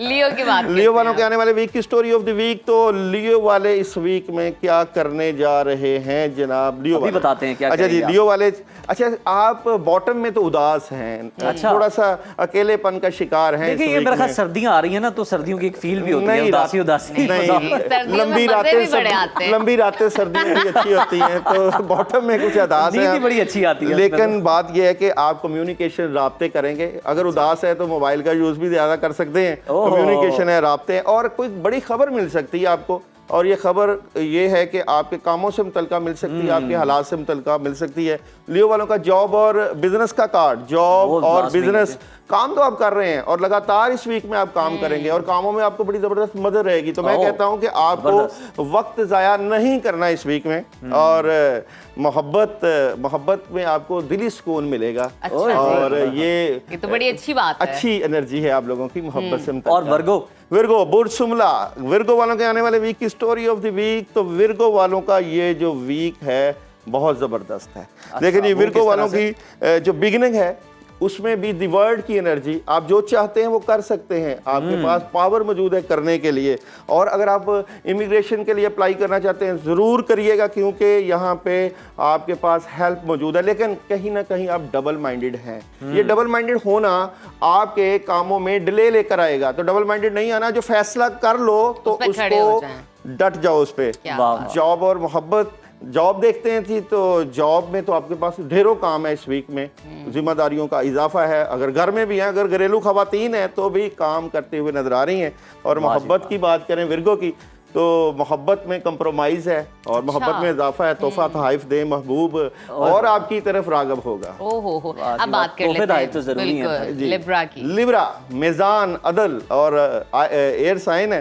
तो लिब्रा वालों के आने वाले वीक की story of the week 3 card की एनर्जी से बात करें तो लिब्रा वाले क्या करने जा रहे हैं। अच्छा जी, लिब्रा वालों की अगर वालिदैन हैं तो आपकी मदद कर रहे हैं और दोस्त हैं तो वो भी आपकी मदद कर रहे हैं। कुदरत की तरफ से आपके लिए हेल्प मौजूद है, लेकिन आप बजाते खुद डबल माइंडेड हैं किसी बात को लेकर। अच्छा, किस बात को लेकर डबल माइंडेड हैं? अगर आप कोई सोच रहे हैं यानी कि बैलेंस कर रहे हैं, अगर जॉब कर रहे हैं साथ आप बिजनेस कर रहे हैं तो उसमें आपके लिए प्रॉब्लम हो सकती है। अपनी सेहत का भी ख्याल करें, ओवर वर्किंग ना करें और सोच समझ के अपने मामलात को लेकर बिल्कुल चलिएगा। ठीक। और अब स्कॉर्पियो की बात कर जनाब, लेते हैं। जॉब कैसा रहेगा? जॉब लव आपने जो कह दिया है बस वो उसी गाइडलाइन पे। जॉब बताइए की बात please। करें तो प्रेशर नहीं लेना और लव की बात करें तो लव में अपनी बातें दिल में रखनी हैं। ओए होए होए होए। बिल्कुल ठीक। अब बात कर लेते हैं कैप्रिकॉन की। कैप्रिकॉन और स्कॉर्पियो छोड़ देना है हमने। नहीं हो नहीं गया कुछ और भी लगता है आप बताने वाले हैं जी, स्कॉर्पियो बताइए। वालों के आने वाले वीक की स्टोरी ऑफ द वीक वो हमने मेज़ान किया था। ठीक है तो जी। मेज़ान के बाद स्कॉर्पियो वालों के आने वाले वीक की स्टोरी ऑफ द वीक की अगर बात करें तो स्कॉर्पियो को हम मिस कर ही नहीं सकते। स्कॉर्पियो तो बड़ा जरूरी है जी, बड़ा लाजिम मलजूम है। स्कॉर्पियो वाले जो हैं इस वीक में मुस्तकबिल की प्लानिंग करते हुए नजर आ रहे हैं। क्या बात है, और क्या बात ये है। सोलर प्लानिंग है। घोंसला बदलने की प्लानिंग तो नहीं कर। और अच्छा, हैरान कुन खबरें हैं जी आप लोगों के लिए। एग्रीमेंट साइन हो सकता है क्योंकि जस्टिस ओहो। का कार्ड है। वुकला के लिए, डॉक्टर्स हजरात के लिए, मीडिया हजरात के लिए ओहो। स्कॉर्पियो जो है वो जबरदस्त पावरफुल एनर्जी लेकर आ रहा है। कोई बड़ी खबर, वो ख्वाब आ सकती है, कोई इंट्यूशन ऐसी हो सकती है जिससे आपकी फीलिंग बड़ी जबरदस्त इनकी होगी। लव और जॉब और जॉब मैंने एक सेकंड में आपका जॉब बता देना। जी, जॉब जी। बड़ा जबरदस्त है जी। और अच्छा। लव की बात करें तो लव के मतलब कोई अच्छी खबर मिल सकती है। दोनों चीजें क्या बात जबरदस्त है, हैं। क्या वाह बात जी है। वाह, ये तो बड़ा पॉजिटिव हो गया। बहुत अच्छा, अब खूब। मेरा ख्याल है सेजिटेरियस। सेजिटेरियस। सेजिटेरियस वालों के आने वाले वीक की स्टोरी ऑफ द वीक। तो सेजिटेरियस वाले आने वाले वीक में क्या कर रहे हैं? सेजिटेरियस वाले किसी बात को लेकर नेगेटिव ना हो इस वीक में। अच्छा। यानी कि जो बात हो उसके लिए आपको जरूर स्ट्रेट फॉरवर्ड होना है और फैसले पॉजिटिव करें, लेकिन आपकी बहस तकरार आपके मामलात को बिगाड़ सकती है। ओहो। प्रेशर नहीं लेना, हर मामले को पोलाइट होकर लेकर चलना है। ओवरऑल ये वीक बहुत ज़बरदस्त है, हर हालात से ज़बरदस्त है, लेकिन आपकी गुस्सा आपका जो है वो आपके लिए प्रॉब्लम बन सकता है। और जॉब की बात करें तो जॉब में आपको कामयाबी मिलेगी। और लव की बात करें जनाब तो लव में आप जज्बाती नजर आते हैं। अच्छा जी, तो जज्बाती नहीं जज्बातियत होना। के बगैर लव कौन सा होता है? होता है जज्बात में कई कैप्री लोग को- आप जैसे भाई सारी प्रॉपर्टी लिख देते हैं, आप जैसे भाई सारा कुछ बिजनेस लिख देते हैं। अब आगे बढ़ते हैं, बात करते हैं कैप्रिकॉन। कैप्रिकॉन की। कैप्रिकॉन वालों के आने वाले वीक की स्टोरी ऑफ द वीक। तो जनाब कैप्रिकॉन वाले इस वीक में दिल का टूटना, ओए, दिल पे कोई ओए, बात ना ले। ये तो कैप्रिकॉन आपने वाले दुखी कर दिया। अच्छा, नहीं कोई कैप्रिकॉन। बात नहीं, आगे कुछ और भी है। मरहम भी रखेंगे। तो कैप्रिकॉन वाले थोड़ा सा दुखी डिसार्ड नजर आते हैं। अच्छा, एक बात है कि आप अपनी बातें अपने तक रखा करें। जब आप अपने दिल की बातें बता देते हैं तो फिर लोग आपको रगड़ा लगाएंगे इस वीक में। ओए होए तो होए। इसलिए आप सोच समझ के फैसले करें, मेडिटेशन करें और अल्लाह के ऊपर पूरा भरोसा रखें, कामयाबियां मिलेंगी। जॉब और बिजनेस, कैप्रिकॉन वालों का इस वीक में जॉब और बिजनेस प्रॉब्लम, लड़ाई झगड़ा नहीं करना, टेंशन पैदा हो सकती है। और जनाब मोहब्बत कैप्रिकॉन वालों की इस वीक में क्या नजर आती है? तो मोहब्बत से मुतल्लिका आपको कामयाबी मिलेगी। बहुत खूब, और बहुत खूब। अच्छी एनर्जी आप अच्छी लोगों बात है, अच्छी। आगे चलते हैं एक्वेरियस। एक्वेरियस बुर्ज दिलो। एक्वेरियस वालों के आने वाले वीक की स्टोरी ऑफ द वीक जनाब एक्वेरियस वाले। अच्छा जी, आप बिलाशुबा बहुत अच्छी एनर्जी के मालिक नजर आते हैं इस वीक में। आप कुछ करना चाहते हैं, एनर्जेटिक नजर आते हैं और आपके पास बहुत कुछ करने के लिए, लेकिन आपकी सेहत, आपकी नेगेटिव सोच या आपके इर्द गिर्द के लोग आपके लिए प्रॉब्लम है। मगर इस प्रॉब्लम को आप अपनी लव से, अपनी मोहब्बत से, अपने विजन से कवर करेंगे और कामयाबी समेटेंगे। जॉब और बिजनेस बहुत ज़बरदस्त है आप लोगों का, पैसे आ सकते हैं। इस वीक में कोई नया काम शुरू कर लें, कामयाबी मिलेगी। वाह और जी। मोहब्बत की बात करें तो मोहब्बत में उदासी है, अकेलापन आय है, हाय। ओए सोचे हाय हैं। Sad। तो ये अकेलापन है तो खुद से मोहब्बत मैं है। जब मोहब्बत को देखता हूँ तो मुझे आपकी उदासी नजर आती है। तो थोड़ा सा इतने खिलखिलाते चेहरे में आपने उदासी देख ली, बड़े ज्योतिषी हैं। वहीं पे तो देखी है उन्होंने देखो, खिलखिलाते चेहरे में। चले, मेरा ख्याल है अगर हमने आगे ना देखा तो फिर रह जाएगा, पाइसेस रह गया। पाइसेस वालों के आने वाले वीक की स्टोरी ऑफ द वीक जनाब। पाइसेस वाले इस वीक में क्या करने जा रहे हैं? जी जी। बहुत अच्छी एनर्जी है। ओहो। मैं समझता हूँ कि तमाम स्टार्स में बहुत अच्छी। दी सन आपको कामयाबियां दिला रहा है, आपके हालात को बेहतर कर रहा है। और सेकंड ये कि आपको डिसीजन भी लेंगे तो वो भी बेहतर होगा। 2-3 बातें आपके माइंड में चल रही हैं और यहाँ पे आप किंग ऑफ पेंटिकल बहुत से शोबों में जो भी बुर्ज होत वाले हैं वो हाथ डालेंगे तो कामयाबी मिलेगी। अच्छा वीक है, बहुत पॉजिटिव वीक है। और जनाब आपके जॉब और कैरियर की एनर्जी, पैसे आ रहे हैं जनाब, ख्वाहिशें पूरी होंगी। और वाइट कलर का इस्तेमाल करें, आप रूबी जेमस्टोन भी पहने वो भी फायदा होगा। और मोहब्बत आपकी कैसी रहेगी, तो मोहब्बत से मुतल्लिक़ प्रेशर ना लें, मोहब्बत को लेकर चलें। मोहब्बत अगर आपको कंफ्यूज करती है तो उसको एनर्जी दें पॉजिटिव। अच्छा दाऊद, बहुत सारे स्टार्स में आपने ये बात की है कि प्रेशर ना लें। ये प्रेशर सोसाइटल प्रेशर है या प्रेशर होता है कि मिसाल के तौर पे आप किसी से मोहब्बत कर रहे हैं और कोई नेगेटिव चीज आ जाती है तो आप दिल पे ले लेते हैं, नेगेटिव ले लेते हैं। चाहे मोहब्बत लाजमी नहीं, लड़की लड़के की, मियाँ बीवी की मोहब्बत, बच्चे की बाप के साथ, एवरी लव, हर चीज। आप किसी जानवर से मोहब्बत कर सकते हैं, मोहब्बत आप किसी भी चीज से तो कर उसका सकते हैं। प्रेशर नहीं उसका लेना। pressure बिल्कुल ठीक है, बहुत खूब।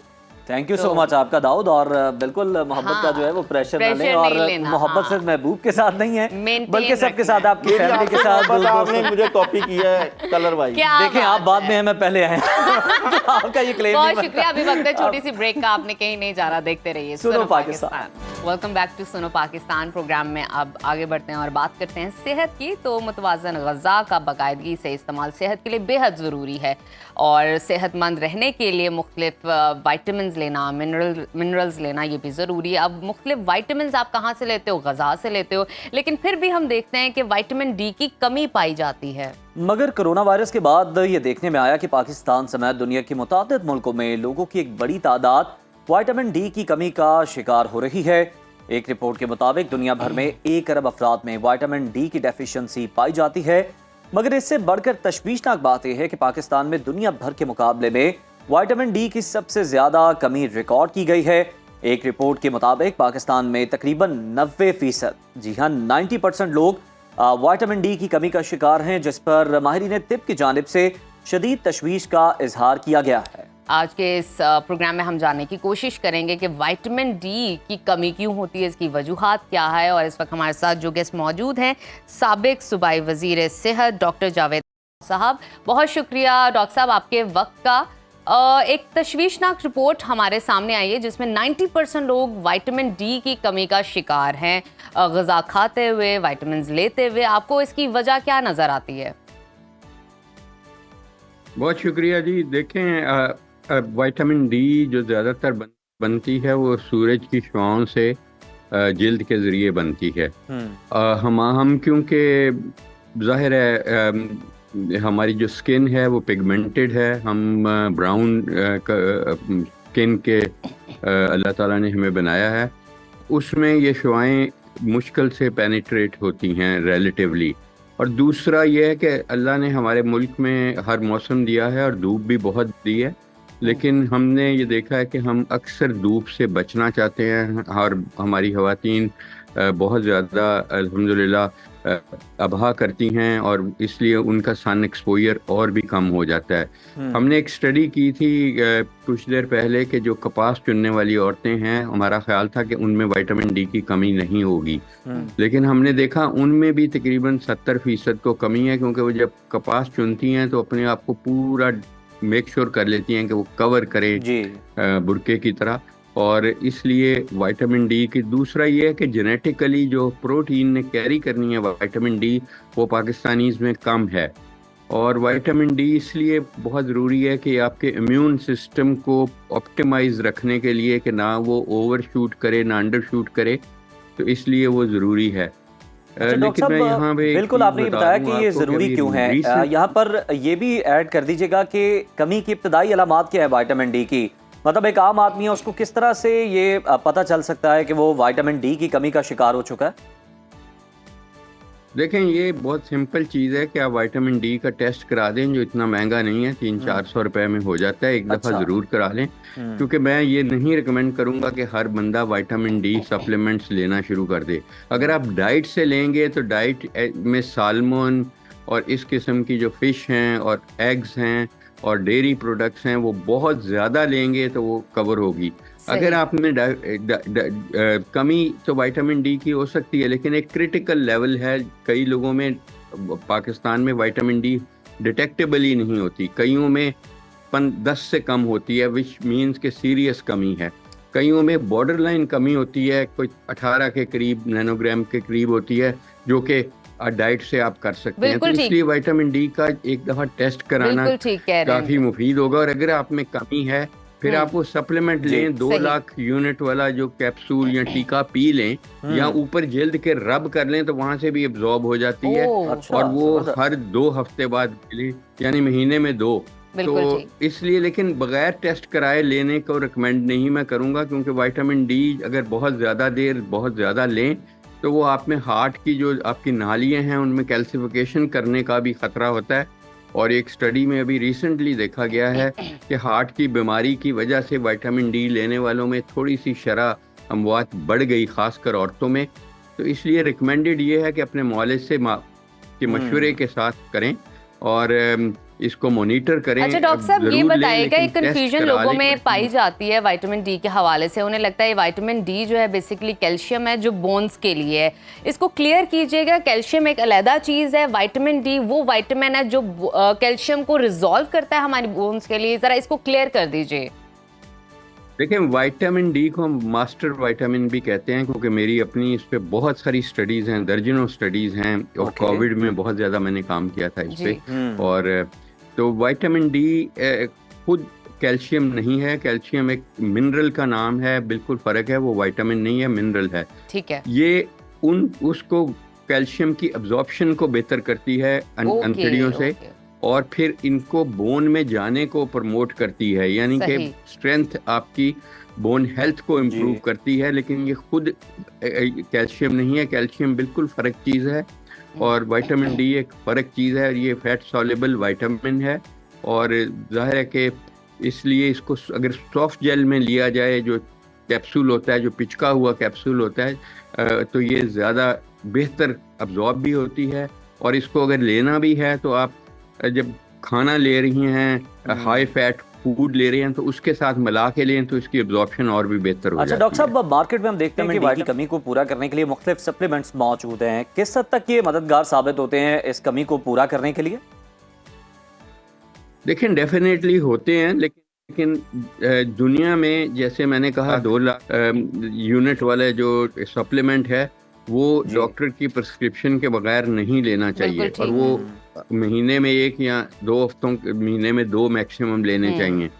लेकिन बेहतर यही होगा कि अपने मुआलिज से बात की जाए, और आपका मुआलिज बेहतरीन आपको एडवाइस दे सकता है। क्योंकि जैसे मैंने कहा, हम ये समझते थे कुछ देर तक, ये चंद माह की बात है, एक बहुत बड़ी स्टडी आई है जिसमें 39,000 फीमेल्स को स्टडी किया गया है कि अगर उन्होंने विटामिन ली है तो उनके कैंसर कम हुआ है, क्योंकि विटामिन डी कैंसर को भी सप्रेस करती है, आपके इम्यून सिस्टम को बेहतर करती है, आपके नज़ला ज़ुकाम को रोकती है, तो और भी बोन हेल्थ को इम्प्रूव करती है, आपके बच्चों की खासकर बोन और ब्रेन की हेल्थ को इम्प्रूव करती है। लेकिन हर चीज़ का कुछ ना कुछ साइड इफ़ेक्ट है, ये भी डबल एज सोर्ड है कि आपके हार्ट की प्रॉब्लम्स इसमें बढ़ने का खदशा है, कि नालियों के अंदर हार्ट की कैल्शियम का डिपॉजिट होना देखा गया है। इसलिए कोई चीज़ भी लेनी है इस किस्म की तो मेरा ख्याल है अपने मुआलिज से लें। अगर मेरे पास कोई मरीज़ आएगा तो मैं उसको देखूंगा क्या उसको हार्ट की बीमारी का ख़तरा है, अगर है तो शायद मैं कम विटामिन डी दूं उसको, या दूं ही ना कोई इस तरह करके। ये तो इंडिविजुअलाइज्ड ट्रीटमेंट होती है, टेलर मेड ट्रीटमेंट होती है, नॉट कि हर एक को हम रिकमेंड कर दें कि राइट लेफ्ट एंड सेंटर वो विटामिन डी ले, it because that can have adverse effects. Doctor साहब, एक तासुर पाया जाता है कि विटामिन डी की कमी जो है वो ख़वातीन में ज़्यादा है और मर्द हजरात में कम है। साथ ही साथ ये भी कहा जाता है कि जो कुछ डॉक्टर्स कहते हैं कि भाई इन्फेंट जो बेबी है उसके 5th या 6 डेज़ के बाद उसके अंदर विटामिन डी की कमी होना शुरू हो जाती है। तो ये नॉर्मल प्रोसेस है, तो आपको इसका टेक केयर करते रहना चाहिए मंथली।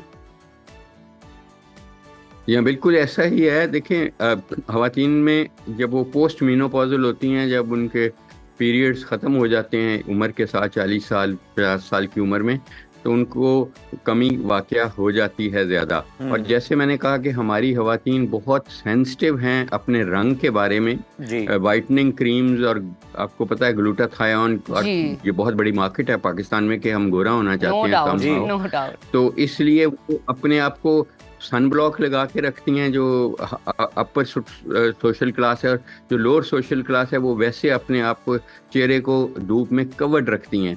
तो ऑल्सो धूप है हमारे पास बहुत अल्हम्दुलिल्लाह, लेकिन हम अपने आप को एक्सपोज ही नहीं करेंगे तो उस धूप का फ़ायदा नहीं होगा। और अब ये स्मॉग जो आई हुई है इसकी वजह से धूप हम तक पहुंच भी नहीं बिल्कुल पाती। ऐसा ही तो है। इसलिए ये सारे फैक्टर्स हैं कि जहां हमें अपने विटामिन डी का टेस्ट जरूर करा लें। अच्छा डॉक्टर साहब, 200-400 ये भी में हो बता जाएगा। दीजिएगा कि विटामिन डी की जो कमी है ये कौन कौन से अमराज को जन्म देती है, किस हद तक नुकसानदेह साबित होती है और किस तरह?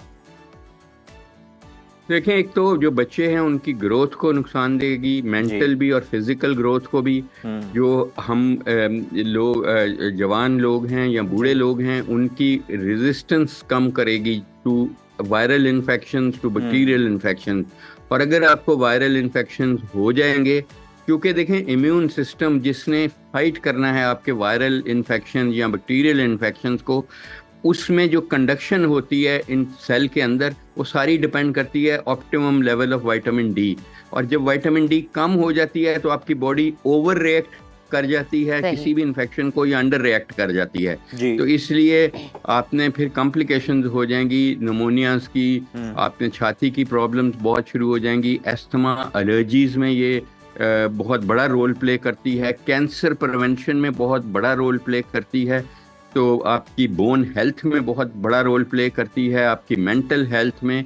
ये बड़ी ज़रूरी विटामिन है और इसको हम मास्टर विटामिन कहते हैं। बिल्कुल, लेकिन इसकी as I इंपॉर्टेंस said का कि अंदाजा ये इस बात से चीज़ें- लगाया जाता है कि इसे मास्टर विटामिन कहा जाता है। बहुत शुक्रिया doctor you Javed so Akram much. साहब आपके कीमती का। तो आपने जाना कि विटामिन डी की जो कमी है वो किस हद तक खतरनाक है और इसे किस तरह से बचा जा सकता है।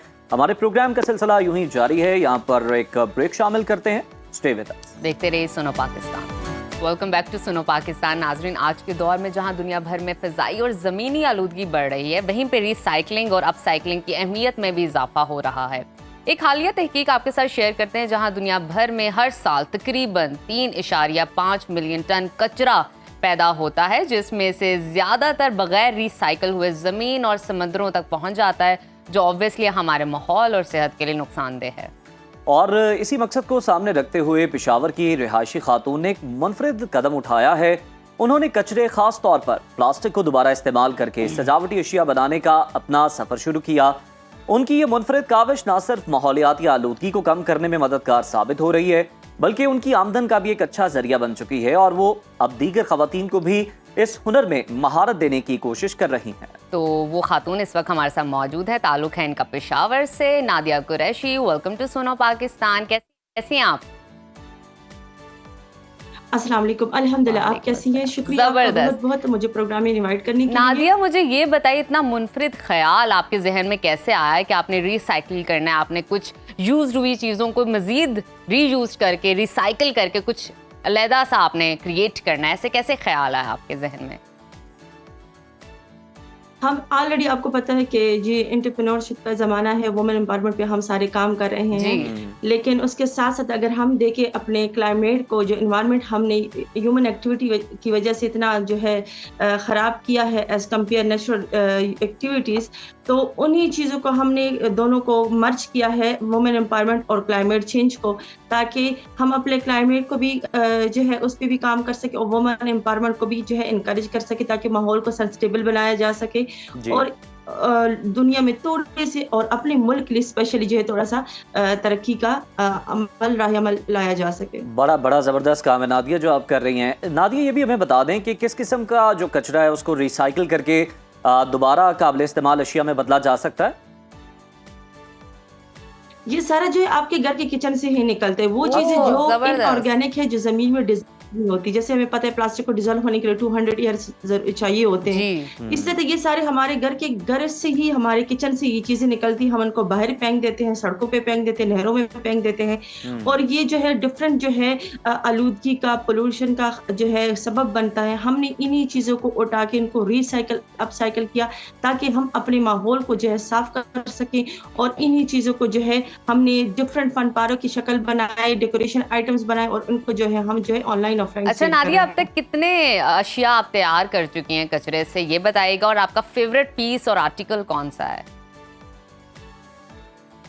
जो स्पेशली प्लास्टिक से हम बनाते हैं स्ट्रॉज वगैरह, और उसके साथ जो हम उसको मिरर वगैरह यूज करते हैं, वॉल हैंगिंग, वो मुझे ज्यादा पसंद होती हैं, और जो है वॉस वगैरह जो हमारे मोस्ट सेलेक्ट आइटम्स होते हैं वो, और उसके साथ साथ हम न्यूज़पेपर से जो बास्केट्स बना रहे हैं गिफ्ट्स वगैरह के लिए, वो मुझे बहुत ज्यादा पसंद है। अच्छा नादिया, ये भी बताएं कि ये जो प्रोडक्ट्स हैं इनको तैयार करना तो एक अलग चीज़ है, लेकिन फिर सोशल मीडिया पर इनको मार्केट करना ये बड़ा ज़बरदस्त आइडिया है। ये कैसे आया और लोगों का रिस्पांस कैसा मिल रहा है आपको?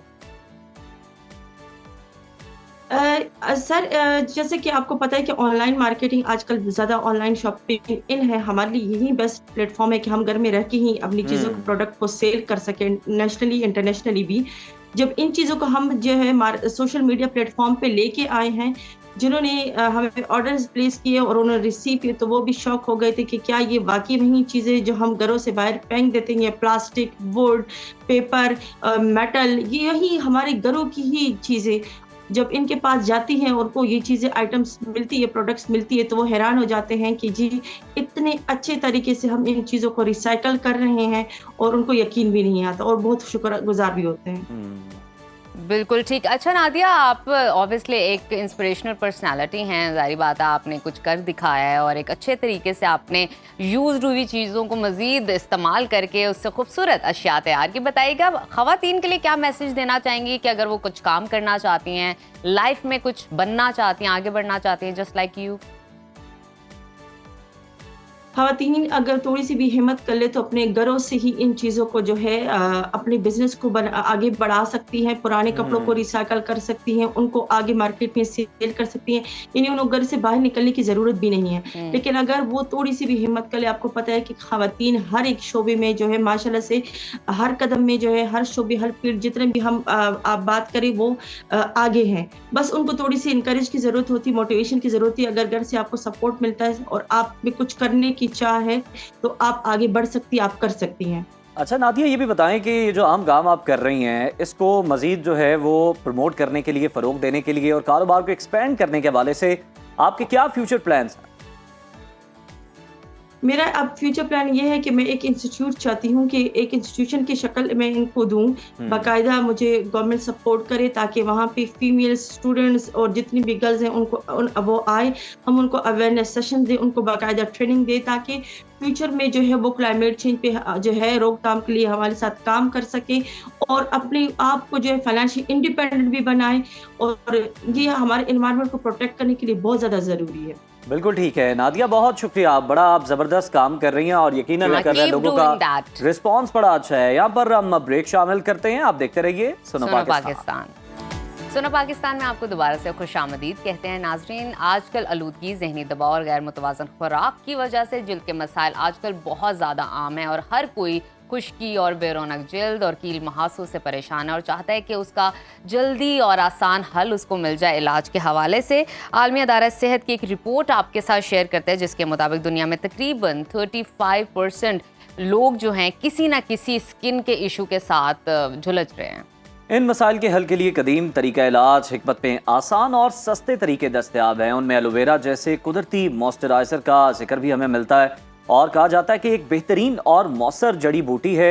एक रिसेंट रिसर्च आपके साथ शेयर करें जो कि ये बात बताती है कि एलोवेरा में मौजूद एंटीऑक्सीडेंट्स और विटामिन्स जिल्द के खलियों की मरम्मत और नए खलियों की अफजाइश में भरपूर मदद देते हैं। तो आज हमारे साथ मौजूद हैं मारूफ हकीम अताउर रहमान, हम उनसे जानेंगे। बिल्कुल, वेलकम टू सुनो पाकिस्तान। जी, बहुत शुक्रिया जी।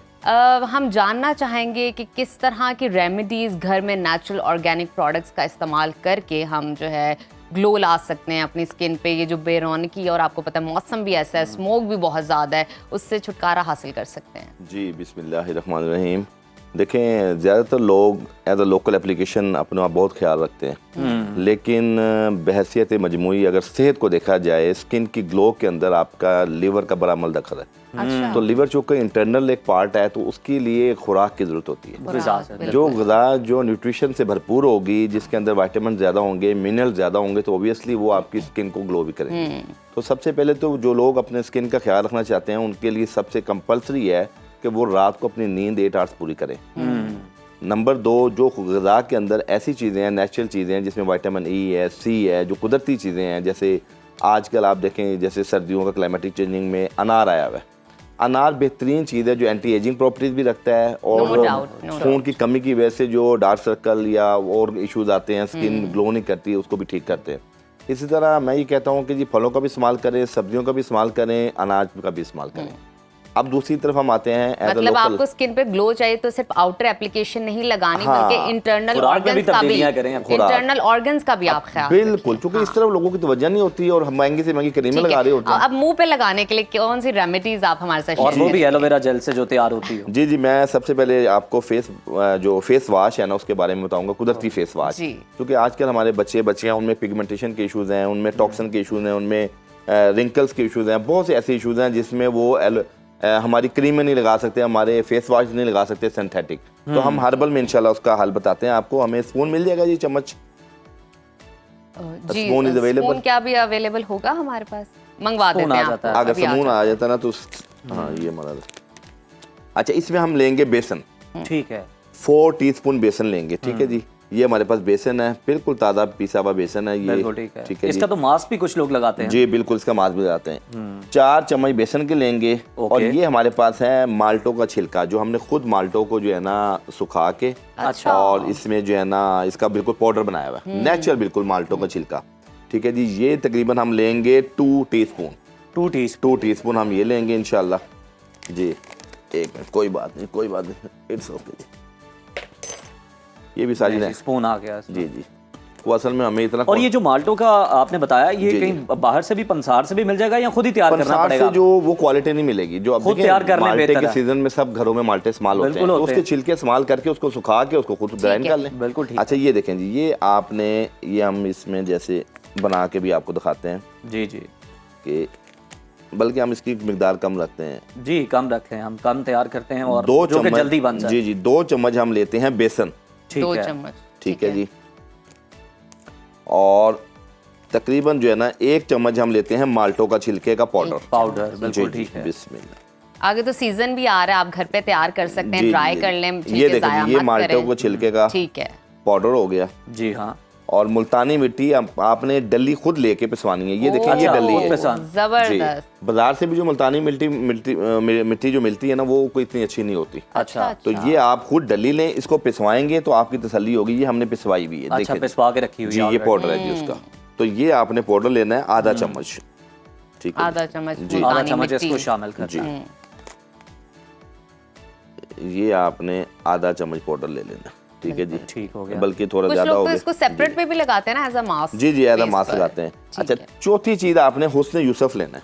उसने यूसुफ। ये आपको पता है पूरी दुनिया के अंदर स्किन को ग्लो करने जी। में और पूरी आपकी कॉस्मेटिक इंडस्ट्री के अंदर मेन जो मेजर इंग्रेडिएंट्स रखते हैं, ओहो। और पूरी दुनिया में इसकी जो अफादियत मुसलमा है, इसके ऊपर बड़ी रिसर्च हो रही है। ये 1/4 टीस्पून लेना, ज्यादा नहीं लेना। अच्छा। 1/4। जी ठीक है। ये आपका ये जो आ है ना गया। तैयार है। इसके बाद आपने इसको मिक्स करके, ठीक है। क्योंकि ये क्वांटिटी थोड़ी ज्यादा है, अच्छी तरह मिक्स करके। ठीक है, ये पाउडर आपका तैयार हो गया जी है। मिक्सचर हो गया हाँ इसका। जी। फिर आपने इसको 1 चम्मच लेके हल्के हाथ से और अपने पूरे फेस के ऊपर ना हल्के हाथ से ऐसे इसका- ड्राई से लगा लेना। जी बिल्कुल ड्राई ठीक है, लगाना। पानी ले ओके। लें, उसमें पानी आप के साथ अर्के इसको गुलाब थोड़ा सा ले wet लें, करके। कोई ऐसा इशू नहीं। तो इसको आप हल्के हाथ से जब रब करेंगे तो ये एक नेचुरल फेस वॉश है। अच्छा, यानी जबरदस्त। इसको आप अर्के गुलाब बल्कि मिला लें उसमें 1 चम्मच, मसाल के तौर पे आप ये 1 चम्मच लें, बिल्कुल ठीक है। 1 चम्मच ले लें, और ये अर्के गुलाब इसमें 1 चम्मच हस्बे डालें। जरूरत, मतलब जी, जितना जी। आपने इस्तेमाल करना है उसके ठीक है। मुताबिक आप जी, उसे जी, मौके ये पे ही बना लें। जी। ये देखें जी, ये मिक्सिंग हो गई, ये थोड़ा ज्यादा हो गया अर्के गुलाब। इसमें हम 1 चम्मच और डाल देते हैं। बिल्कुल ठीक, मतलब उतना बनाइए जी। जितना अच्छा, आपने हकीम साहब, ये उस बताएं वक्त कि, लगाना है। ये देखें, इससे जो ये नताइज एक हैं लेप बन गई इसमें। वो कितने दिन में आ जाते हैं? लोगों का ये बड़ा इंटरेस्ट होता है कि ये- कितने दिन में फर्क पड़ जाएगा। हाँ जी, ये हमारे skin को यहाँ हमारे। ये लोग अक्सर चाहते हैं कि जी हम रात को लगाएं तो Overnight सुबह हम ही। बड़ा फ्रेश नजर हाँ आएं। जी। तो ऐसा नहीं होता, तकरीबन कोई भी चीज़ है उसके कुछ असरात, कुछ टाइम रिक्वायर्ड लेकिन ना केमिकल से पाक है, कुदरती है, तो फिर वो अपना टाइम भी 21 लेगी। दिन जो है ना, 21 दिन। कम से कम जो भी शख्स अगर अपने ऊपर ये इस्तेमाल करना चाहता है और उसका अच्छा रिजल्ट लेना चाहता है तो 21 यौम का इस्तेमाल मतलब करना आप चाहिए। 21 दिन का चैलेंज दे 21 रहे days का हैं। ये इंशाल्लाह बिल्कुल ठीक। 21 दिन में डाइट अच्छी लेंगे, ओके। एक्सरसाइज करेंगे, नींद पूरी करेंगे। नींद पूरी करेंगे, प्लस ये रेमेडी करेंगे तो अल्लाह के हुक्म से स्किन ग्लो करेगी। देखें, रंग का स्याह होना एक अलग चीज है, लेकिन रंग, उस रंग के अंदर अच्छा, ग्लोइंग हकीम होना साहब, बहुत ये बताइएगा कि वो जो केमिकल वाले फेस वॉश होते हैं उसमें जी। कहा जाता है कि कम यूज करें, स्किन को ड्राई करते हैं। इससे आप अपने फेस को कितनी बार वॉश कर सकते हैं दिन में? कोई इसको आप एक बार रात को कर लें इनफ है। रात के बहुत वक्त। है। हाँ, क्योंकि ठीक है। देखें स्किन ऐसी सेंसिटिव चीज है, इसको आप बार बार रगड़ नहीं सकते, हाँ जी, बिल्कुल हसासियत ठीक। होती है और इसी वजह से वहाँ ज्यादा लगाए। सेंसिटिविटी हो जाती है, पोर्स Absolutely. ओपन हो सकते हैं। और नाज़रीन, अगर आपकी रेमेडी इस वक्त लाइव हाँ। मिस हो गया तो परेशान होने की जरूरत नहीं है। डिजिटल बिल्कुल। प्लेटफॉर्म अभी स्क्रीन पर चल रहे हैं, आप वहां पे जाके ये सेगमेंट दोबारा से एंजॉय कर सकते बिल्कुल, हैं। इंशाल्लाह। जी, तो ये 21 दिन में हमारे चेहरों पे ग्लो जी, आ इंशाल्लाह जाएगा, इससे ड्राइनेस glow खत्म हो होगी। जाएगी। अच्छा, इसकी और फायदे ये हैं जी। कि जो बुजुर्ग लोग हैं जिनकी स्किन में रिंकल्स आ जाते जी। हैं तो ये एंटी एजिंग प्रॉपर्टीज भी रखते हैं। यानी बुढ़ापे के जो चेहरे पे असरात नुमाया होते हैं ना, अल्हम्दुलिल्लाह इसके कुछ अरसा इस्तेमाल के बाद आप यंग लगना शुरू हो जाते हैं। क्या अच्छा, बात तो है। ये इसका एक प्लस फायदा है।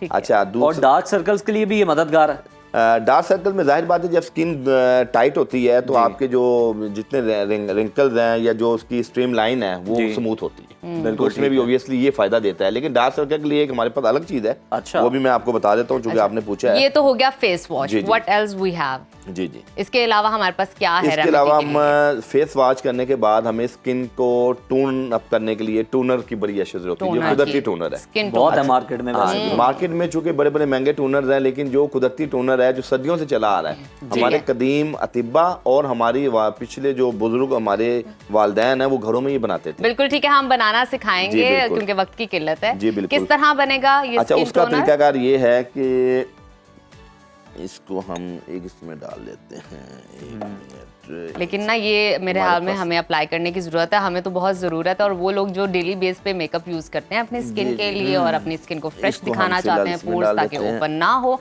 वो ये उनके जरूर लिए रेमेडी तो यूज लाजिम करें। मलजूम है ना, अगर जितना वो जी। स्किन को अपनी डैमेज करते हैं उतना उसका ख्याल भी रखें इन जी चीज़ों जी से। बिल्कुल। अच्छा जी, ये हमने जो है ना नहीं जी, आ गया हमारे पास। अर्के गुलाब लेना है जी, अर्के गुलाब। तकरीबन 2 चम्मच। ठीक है, ये हम इसमें ढक्कन से ले लेते हैं चूंकि वो ठीक है। ठीक है, लेट से इसका अंदाजा कर लेते हैं। 2 चम्मच अर्के गुलाब इस वक्त। जी, 2 ओके, चम्मच अर्के बोल के गुलाब अंदर हमने हमने ले ले लिए। लेना है।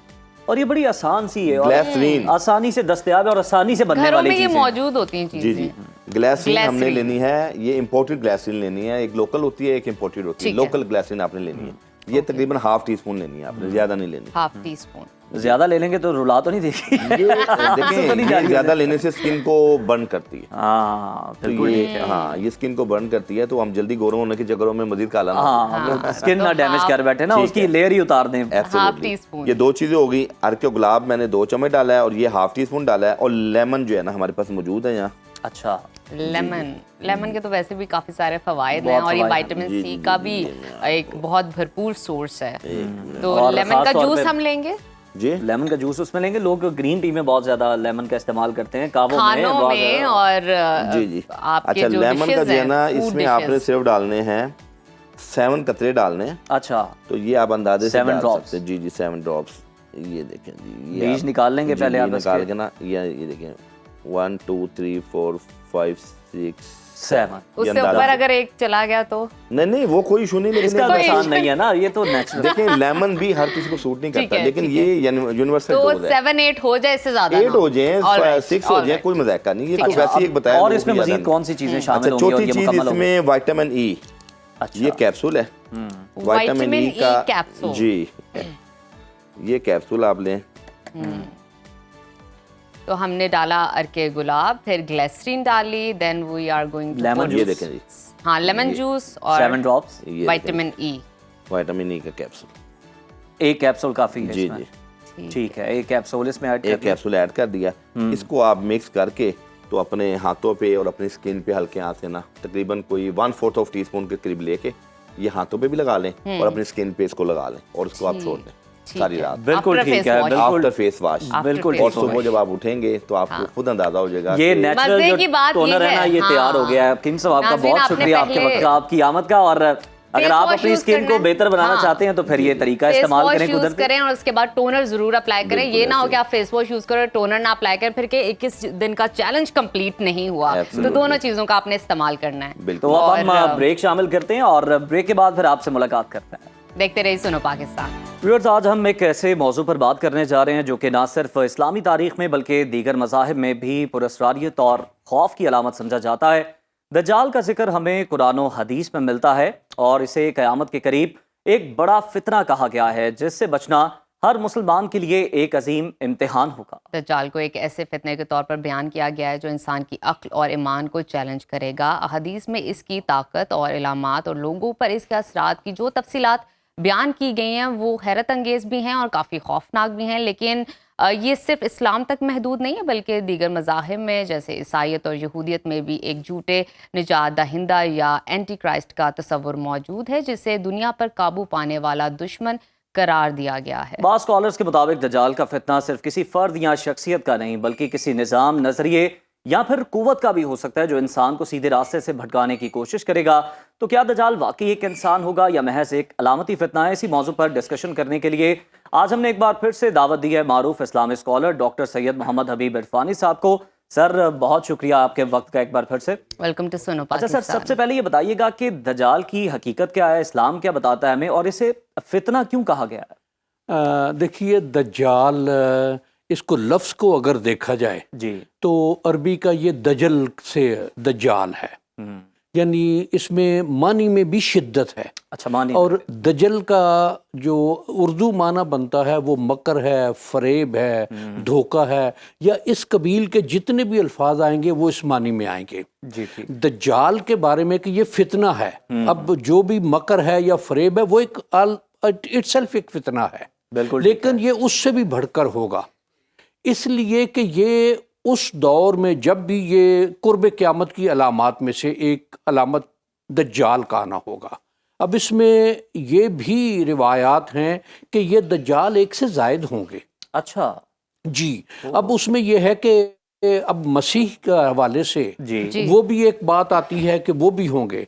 फिर ये भी रिवायत मिलती है कि इमाम महदी और हज़रत ईसा अलैहिस्सलाम की जब इस कायनात में दोबारा आमद होगी तो ये दोनों मिलकर उस फितने को ख़त्म करेंगे।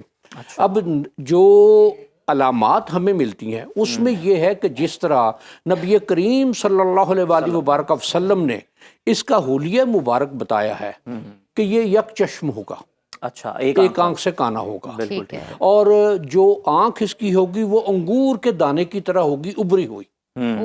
और इसके माथे पर काफ फे रे ये अल्फाज लिखे होंगे, लेकिन उसको सिर्फ बा ईमान पढ़ सकेगा। अच्छा। फिर इसकी जो दूसरी अलामात है कि ये लोगों को तस्खीर करेगा। ये इसके पास बहुत ज़्यादा ताकतें होंगी कि ये खुदाई का दावा करेगा, ये मसीह होने का दावा करेगा, हज़रत ईसा अलैहिस्सलाम होने का कि मैं आ गया हूँ।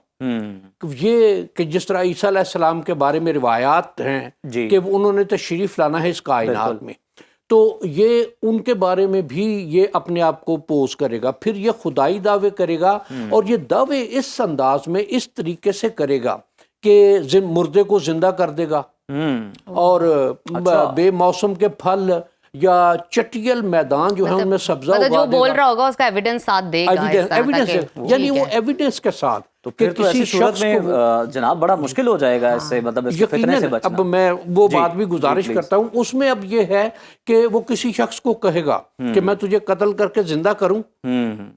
अब इसकी एक ताज़ा मिसाल अगर देखें जी तो ये कुछ अर्सा पहले सरगोदा में हमारे एक वाकया हुआ है कि 17-18 हाईली एजुकेटेड लोग जी कि उस शख्स ने ये कह के कि मैं तुम्हें कत्ल करके जिंदा जी करूंगा। हाँ बिल्कुल। ये वाकया हुआ, तो बिल्कुल ये हुआ। चीजें चल रही हैं और उसमें ये होगा कि वो वाकयातन जिंदा करेगा और फिर ये कहेगा कि क्या अब तुम मुझे खुदा मानते हो, अपना रब मानते हो। फिर इसी तरह से कि किसी जगह बिल्कुल चटियल मैदान है, रेत है, बारिश नहीं होती, बंजर जमीन है। बंजर जमीन है, वो लोगों के कहने पर उस जगह पर सब्जा उगा देगा, बारिशें उसके साथ चलेंगी। ओहो। ये भी है कि रोटियों का एक पहाड़ उसके साथ चलेगा, अच्छा। ओह अल्लाह। पानी का इसी तरह से, ये इस तरह का होगा। अब उसमें, अब जिस तरह से मैंने पहले भी गुजारिश जी। की कि काफर उसके माथे पर लिखा लिखा होगा, होगा, लेकिन बाईमान लेकिन पड़ेगा। बाईमान जो हैं वो उसको पढ़ लेंगे, उसको कर लेंगे। ठीक। अब इसको देखिए, दो तीन चीजें आगे आती हैं कि इससे बचने के लिए जी बिल्कुल। क्या हमें इस्लाम की तालीमात पर जाना चाहिए या नहीं, क्या हमें ईमान जो है उस पर पूरे तरीके से कारबंद होना चाहिए या नहीं। जी। अब ईमान की कैफियत ये आती है कि कुरान मजीद का जो इरशाद है कि लक़द कान लकुम फी रसूलिल्लाहि उस्वतुन हसना, कि लोगों तुम्हारे लिए अल्लाह के रसूल सल्लल्लाहु अलैहि वसल्लम का अंदाज़े गुजरान जो है वो बेहतरीन नमूना है। बेशक। अब उसमें इस फितने से बचने के लिए, इसके शर से बचने के लिए, और ये है जी। रिवायात में ये है कि बहुत मखलूक इसके पीछे चलेगी, ये तकरीबन मखलूक और इसकी आवाज़ इतनी होगी कि पूरी दुनिया में सुनी जाएगी। अब एक शय ये देखें, मसलन उसको आप मीडियम ले लें, जी। टेलीविजन है, जी जी। अमेरिका में बैठा को बोल रहा है, दुनिया का कौन सा है जहां उसकी आवाज़ नहीं जा रही, और ये करख्ता आवाज़ होगी इसकी। अच्छा, आवाज करख्त होगी। करख्त होगी। फिर ये भी है कि इसका जो सवारी होगी जी। उसके एक कान से दूसरे कान तक का दरमियानी फासला 40 हाथ होगा। ओहो हो। चले, बहुत बड़ी ह्यूज बहुत सवारी बड़ी, होगी। ह्यूज, यानी कम से कम 20 फुट का तो आप काउंट करें जी, कि जी, अगर बिल्कुल। एक बिल्कुल। बालिश जो है जी। वो 6 इंच की भी लगाएं जी जी। तो 20 फुट तो होगी। 20 फुट बिल्कुल है। और उसमें यह है कि ये एक कदम उठाएगा, 40 साल का इसका अरसा दिया गया है, जी। और कई मील का फासला तय कर लेगा। पूरी दुनिया पर इसकी धाक होगी, अच्छा। सवाए चंद भी बाईमान लोगों के। वो फिर इमाम मेहदी जी। अलैहिस्सलाम के साथ वो मिलेंगे। अब रिवायात में ये बात भी है कि दमिश्क की मस्जिद में जी। इमाम मेहदी नमाज इमामत करवाने वाले होंगे, करवा रहे होंगे, तो हज़रत ईसा अलैहिस्सलाम वहाँ तशरीफ लाएंगे। अच्छा। तो फिर ये दोनों मिलकर इस फितने का खात्मा करेंगे। बिल्कुल आज ठीक के है। दौर में अगर देखा जाए जी। तो क्या ये इसकी अलामात हमारे सामने आ रही हैं या नहीं। अब कुछ चीजें, मसलन क्लोनिंग का चला था, जी। बंद कर दिया गया वो, लेकिन क्या ये खुदाई दावे वाली बात थी या नहीं। या दूसरी चीज, अब मैं एक और शायद गुजारिश करूंगा जी जरूर। कि ब्रायलर मुर्गी है, जी हाँ। अब वो अल्लाह ताला के अहकामात से हटकर है, जो उसका कानून है, जो कुदरत है, जो फितरत है, हाँ जी। उससे हटकर है, उसमें एक डेफिशिएंसी है। बिल्कुल। अब वो अगर ब्रायलर मुर्गी को भी उस नेचुरल प्रोसेस में ले आएंगे तो वो डेफिशिएंसी खत्म हो जाएगी। बिल्कुल खत्म हो जाएगी। बिल्कुल। ये शय के कुदरत ने जो काम, जो एक शय रखी है वो अच्छा। एक जिस जी जी डॉक्टर साहब, ये बताइए कि दज्जाल के फितने से बचने के लिए, तो आपने सारा बताया ना, उसका फितना जिसकी वजह से वो लोगों को अपनी तरफ लेकर आएगा, उसके फितने से बचने के लिए इस्लाम हमें क्या तालीमात देता है। नबी करीम सल्लल्लाहु अलैहि वसल्लम का इस बारे में इरशाद है कि सूरा काफ की पहली 10 आयात याद कर लो। अच्छा। और एक रिवायत में आखिरी 10 आयात का भी मिलता है जी। तो उसमें यह है कि अगर पूरी सूरा काफ याद कर ली जाए तो ये जो जिसको ये याद होगी, जो ये पढ़ता रहेगा, उस पर उसका अच्छा। असर नहीं होगा। बिल्कुल ठीक। वो अपना अमल जो है उस पर नहीं कर सकेगा। अच्छा सर, डॉक्टर साहब ये भी बताइएगा कि ये कोई एक हकीकी शख्सियत के तौर पे होगा, अलामती तौर पर होगा, ये किस सूरत में होगा? नहीं, ये फर्द होगा। फर्द होगा। फर्द होगा, ठीक है। जिसके साथ लोग शामिल होंगे और ये लोगों को अट्रैक्ट करेगा अपने इन शुबदाबाजियों से अच्छा। कि उसने मुर्दे को जिंदा कर दिया। अब ये खुदाई दावा है जी हाँ। बिल्कुल बिल्कुल। कि इस कायनात में हजरत ईसा अलैहिस्सलाम को, ये उनके बारे में कुरान मजीद में है कि वो अल्लाह के हुक्म से मुर्दे को जिंदा करते थे। जी हाँ। और कोई कायनात में ऐसी शय नहीं है या कोई ऐसी शख्सियत नहीं है या कोई ऐसा कारगर नहीं है कि जिसने किसी मुर्दे को जिंदा और किया जैसे कि हो। अभी आपने कहा कि रोटियों का पहाड़ साथ चलेगा, मतलब पहाड़, रिस्क का पानी दावा चलेगा। करना कि तुम्हारे पास अगर रिस्क नहीं है, रोटी नहीं है, तो मैं तुम्हें मैं देता तुम्हें हूं। देता, बिल्कुल। हाँ। ये पानी उसका इसी तरह से, पानी दरिया उसके साथ चलेंगे। अच्छा डॉक्टर साहब, कौन सी मतलब दज्जाल की आमद के बाद दुनिया में तब्दीलियां देखने को मिलेंगी? देखिए फिर उसके बाद तो ये है यकीनन वो फिर कुर्ब क़यामत की अलामत जी कि वो फिर कायनात का इख्तिताम होगा अच्छा इस कायनात में। उसके साथ ही लेकिन यह है कि ईमान का, इस्लाम का, जी। मुसलमानों का एक दफ़ा यकीनन बोलबाला होगा। अच्छा इस्लाम पूरी दुनिया पर हावी होगा, इस्लाम पूरी दुनिया के लोगों के लिए राह हयात बनेगा। और उसमें ये शय है कि उसके तैयारी के लिए जी हमें क्या करना है, बिल्कुल किस तरह ये बड़ा करना अहम है, है जी किस अहम तरह सवाल। जी ये अहम सवाल है एक कि उसकी तैयारी के लिए दज्जाल को कैसे पहचाना है। अब एक शय देखिए, जी। मैं एक हज़रत जुनैद बगदादी रहमुल्लाह ताला का एक इरशाद है, किसी शख्स ने सवाल किया उनसे, जी हम लोगों का करामात पर बहुत जोर है, अब करामात में क्या वो करामत है, शोभदा है या कुछ और शय है, ये डिफरेंशिएट करना ये जरूर। डिफरेंशिएट करना। अब जो हज़रत इमाम जुनैद बगदादी रहमुल्लाह ताला का इरशाद है, उनका कि किसी शख्स को अगर फिजा में उड़ते हुए देखो तो उस पर यकीन करने से पहले ये बात देख लो कि क्या वो शरीयत का पाबंद है। वाह वाह सुभान अल्लाह, क्या बड़ी खूबसूरत बात। बेहतरीन अगर बात, तो बेहतरीन शरीयत बात। का पाबंद है, जो ये नेमत उसके पास मिन जानिबिल्लाह है, बिल्कुल ठीक। अगर शरीयत का पाबंद नहीं है तो ये शैतानत है। काम एक ही है, लेकिन क्या वो शरीयत के अहकामात पर अमल कर रहा है, क्या वो नमाज, रोजे, हज और ज़कात का पाबंद है, क्या वो दूसरी दीनी जो अहकामात हैं, जो मेरे लिए लवाजमात हैं, क्या उन पर पूरी तरह से अमल पैरा है। अगर है तो ये नेमत उसको अल्लाह की यानी दान ये क्राइटेरिया, ये पैरामीटर है, ये शरीयत का देखना बड़ा हाँ, जरूरी है। यानी सिर्फ उड़ना फिजा में जी। ये क्राइटेरिया नहीं है। बिल्कुल ठीक है। क्राइटेरिया ये है हाँ। कि अगर कोई ऐसा शख्स इस तरह की सूरत में है तो क्या वो दीन के अहकामात पर दीन के अहकामात शरीयत का। बहुत शुक्रिया डॉक्टर साहब, बड़ी बिल्कुल। बेहतरीन एक आपने। छोटी सी जी, बात जी, और जरूर, गुजारिश करनी चाहता जी, हूँ जी, जरूर। कि दज्जाल जो है मक्का और मदीना में दाखिल नहीं हो सकेगा। अच्छा और ये आपका इरशाद है कि ताऊन और दज्जाल ये दोनों मदीना में, इसलिए कि फरिश्ते इन शहरों की हिफाजत वाह करते हैं। वाह क्या खूबसूरत, बहुत क्या खूब, खूबसूरत बहुत बात आपने खूब। की डॉक्टर साहब, बहुत शुक्रिया आपकी बहुत आमद का। शुक्रिया। इसी खूबसूरत बात के साथ नाज़रीन आपसे इजाजत लेते हैं, इंशाल्लाह कल आपकी खिदमत में दोबारा हाजिर होंगे। अल्लाह देखते हाफ़िज़। रहिए सुनो पाकिस्तान।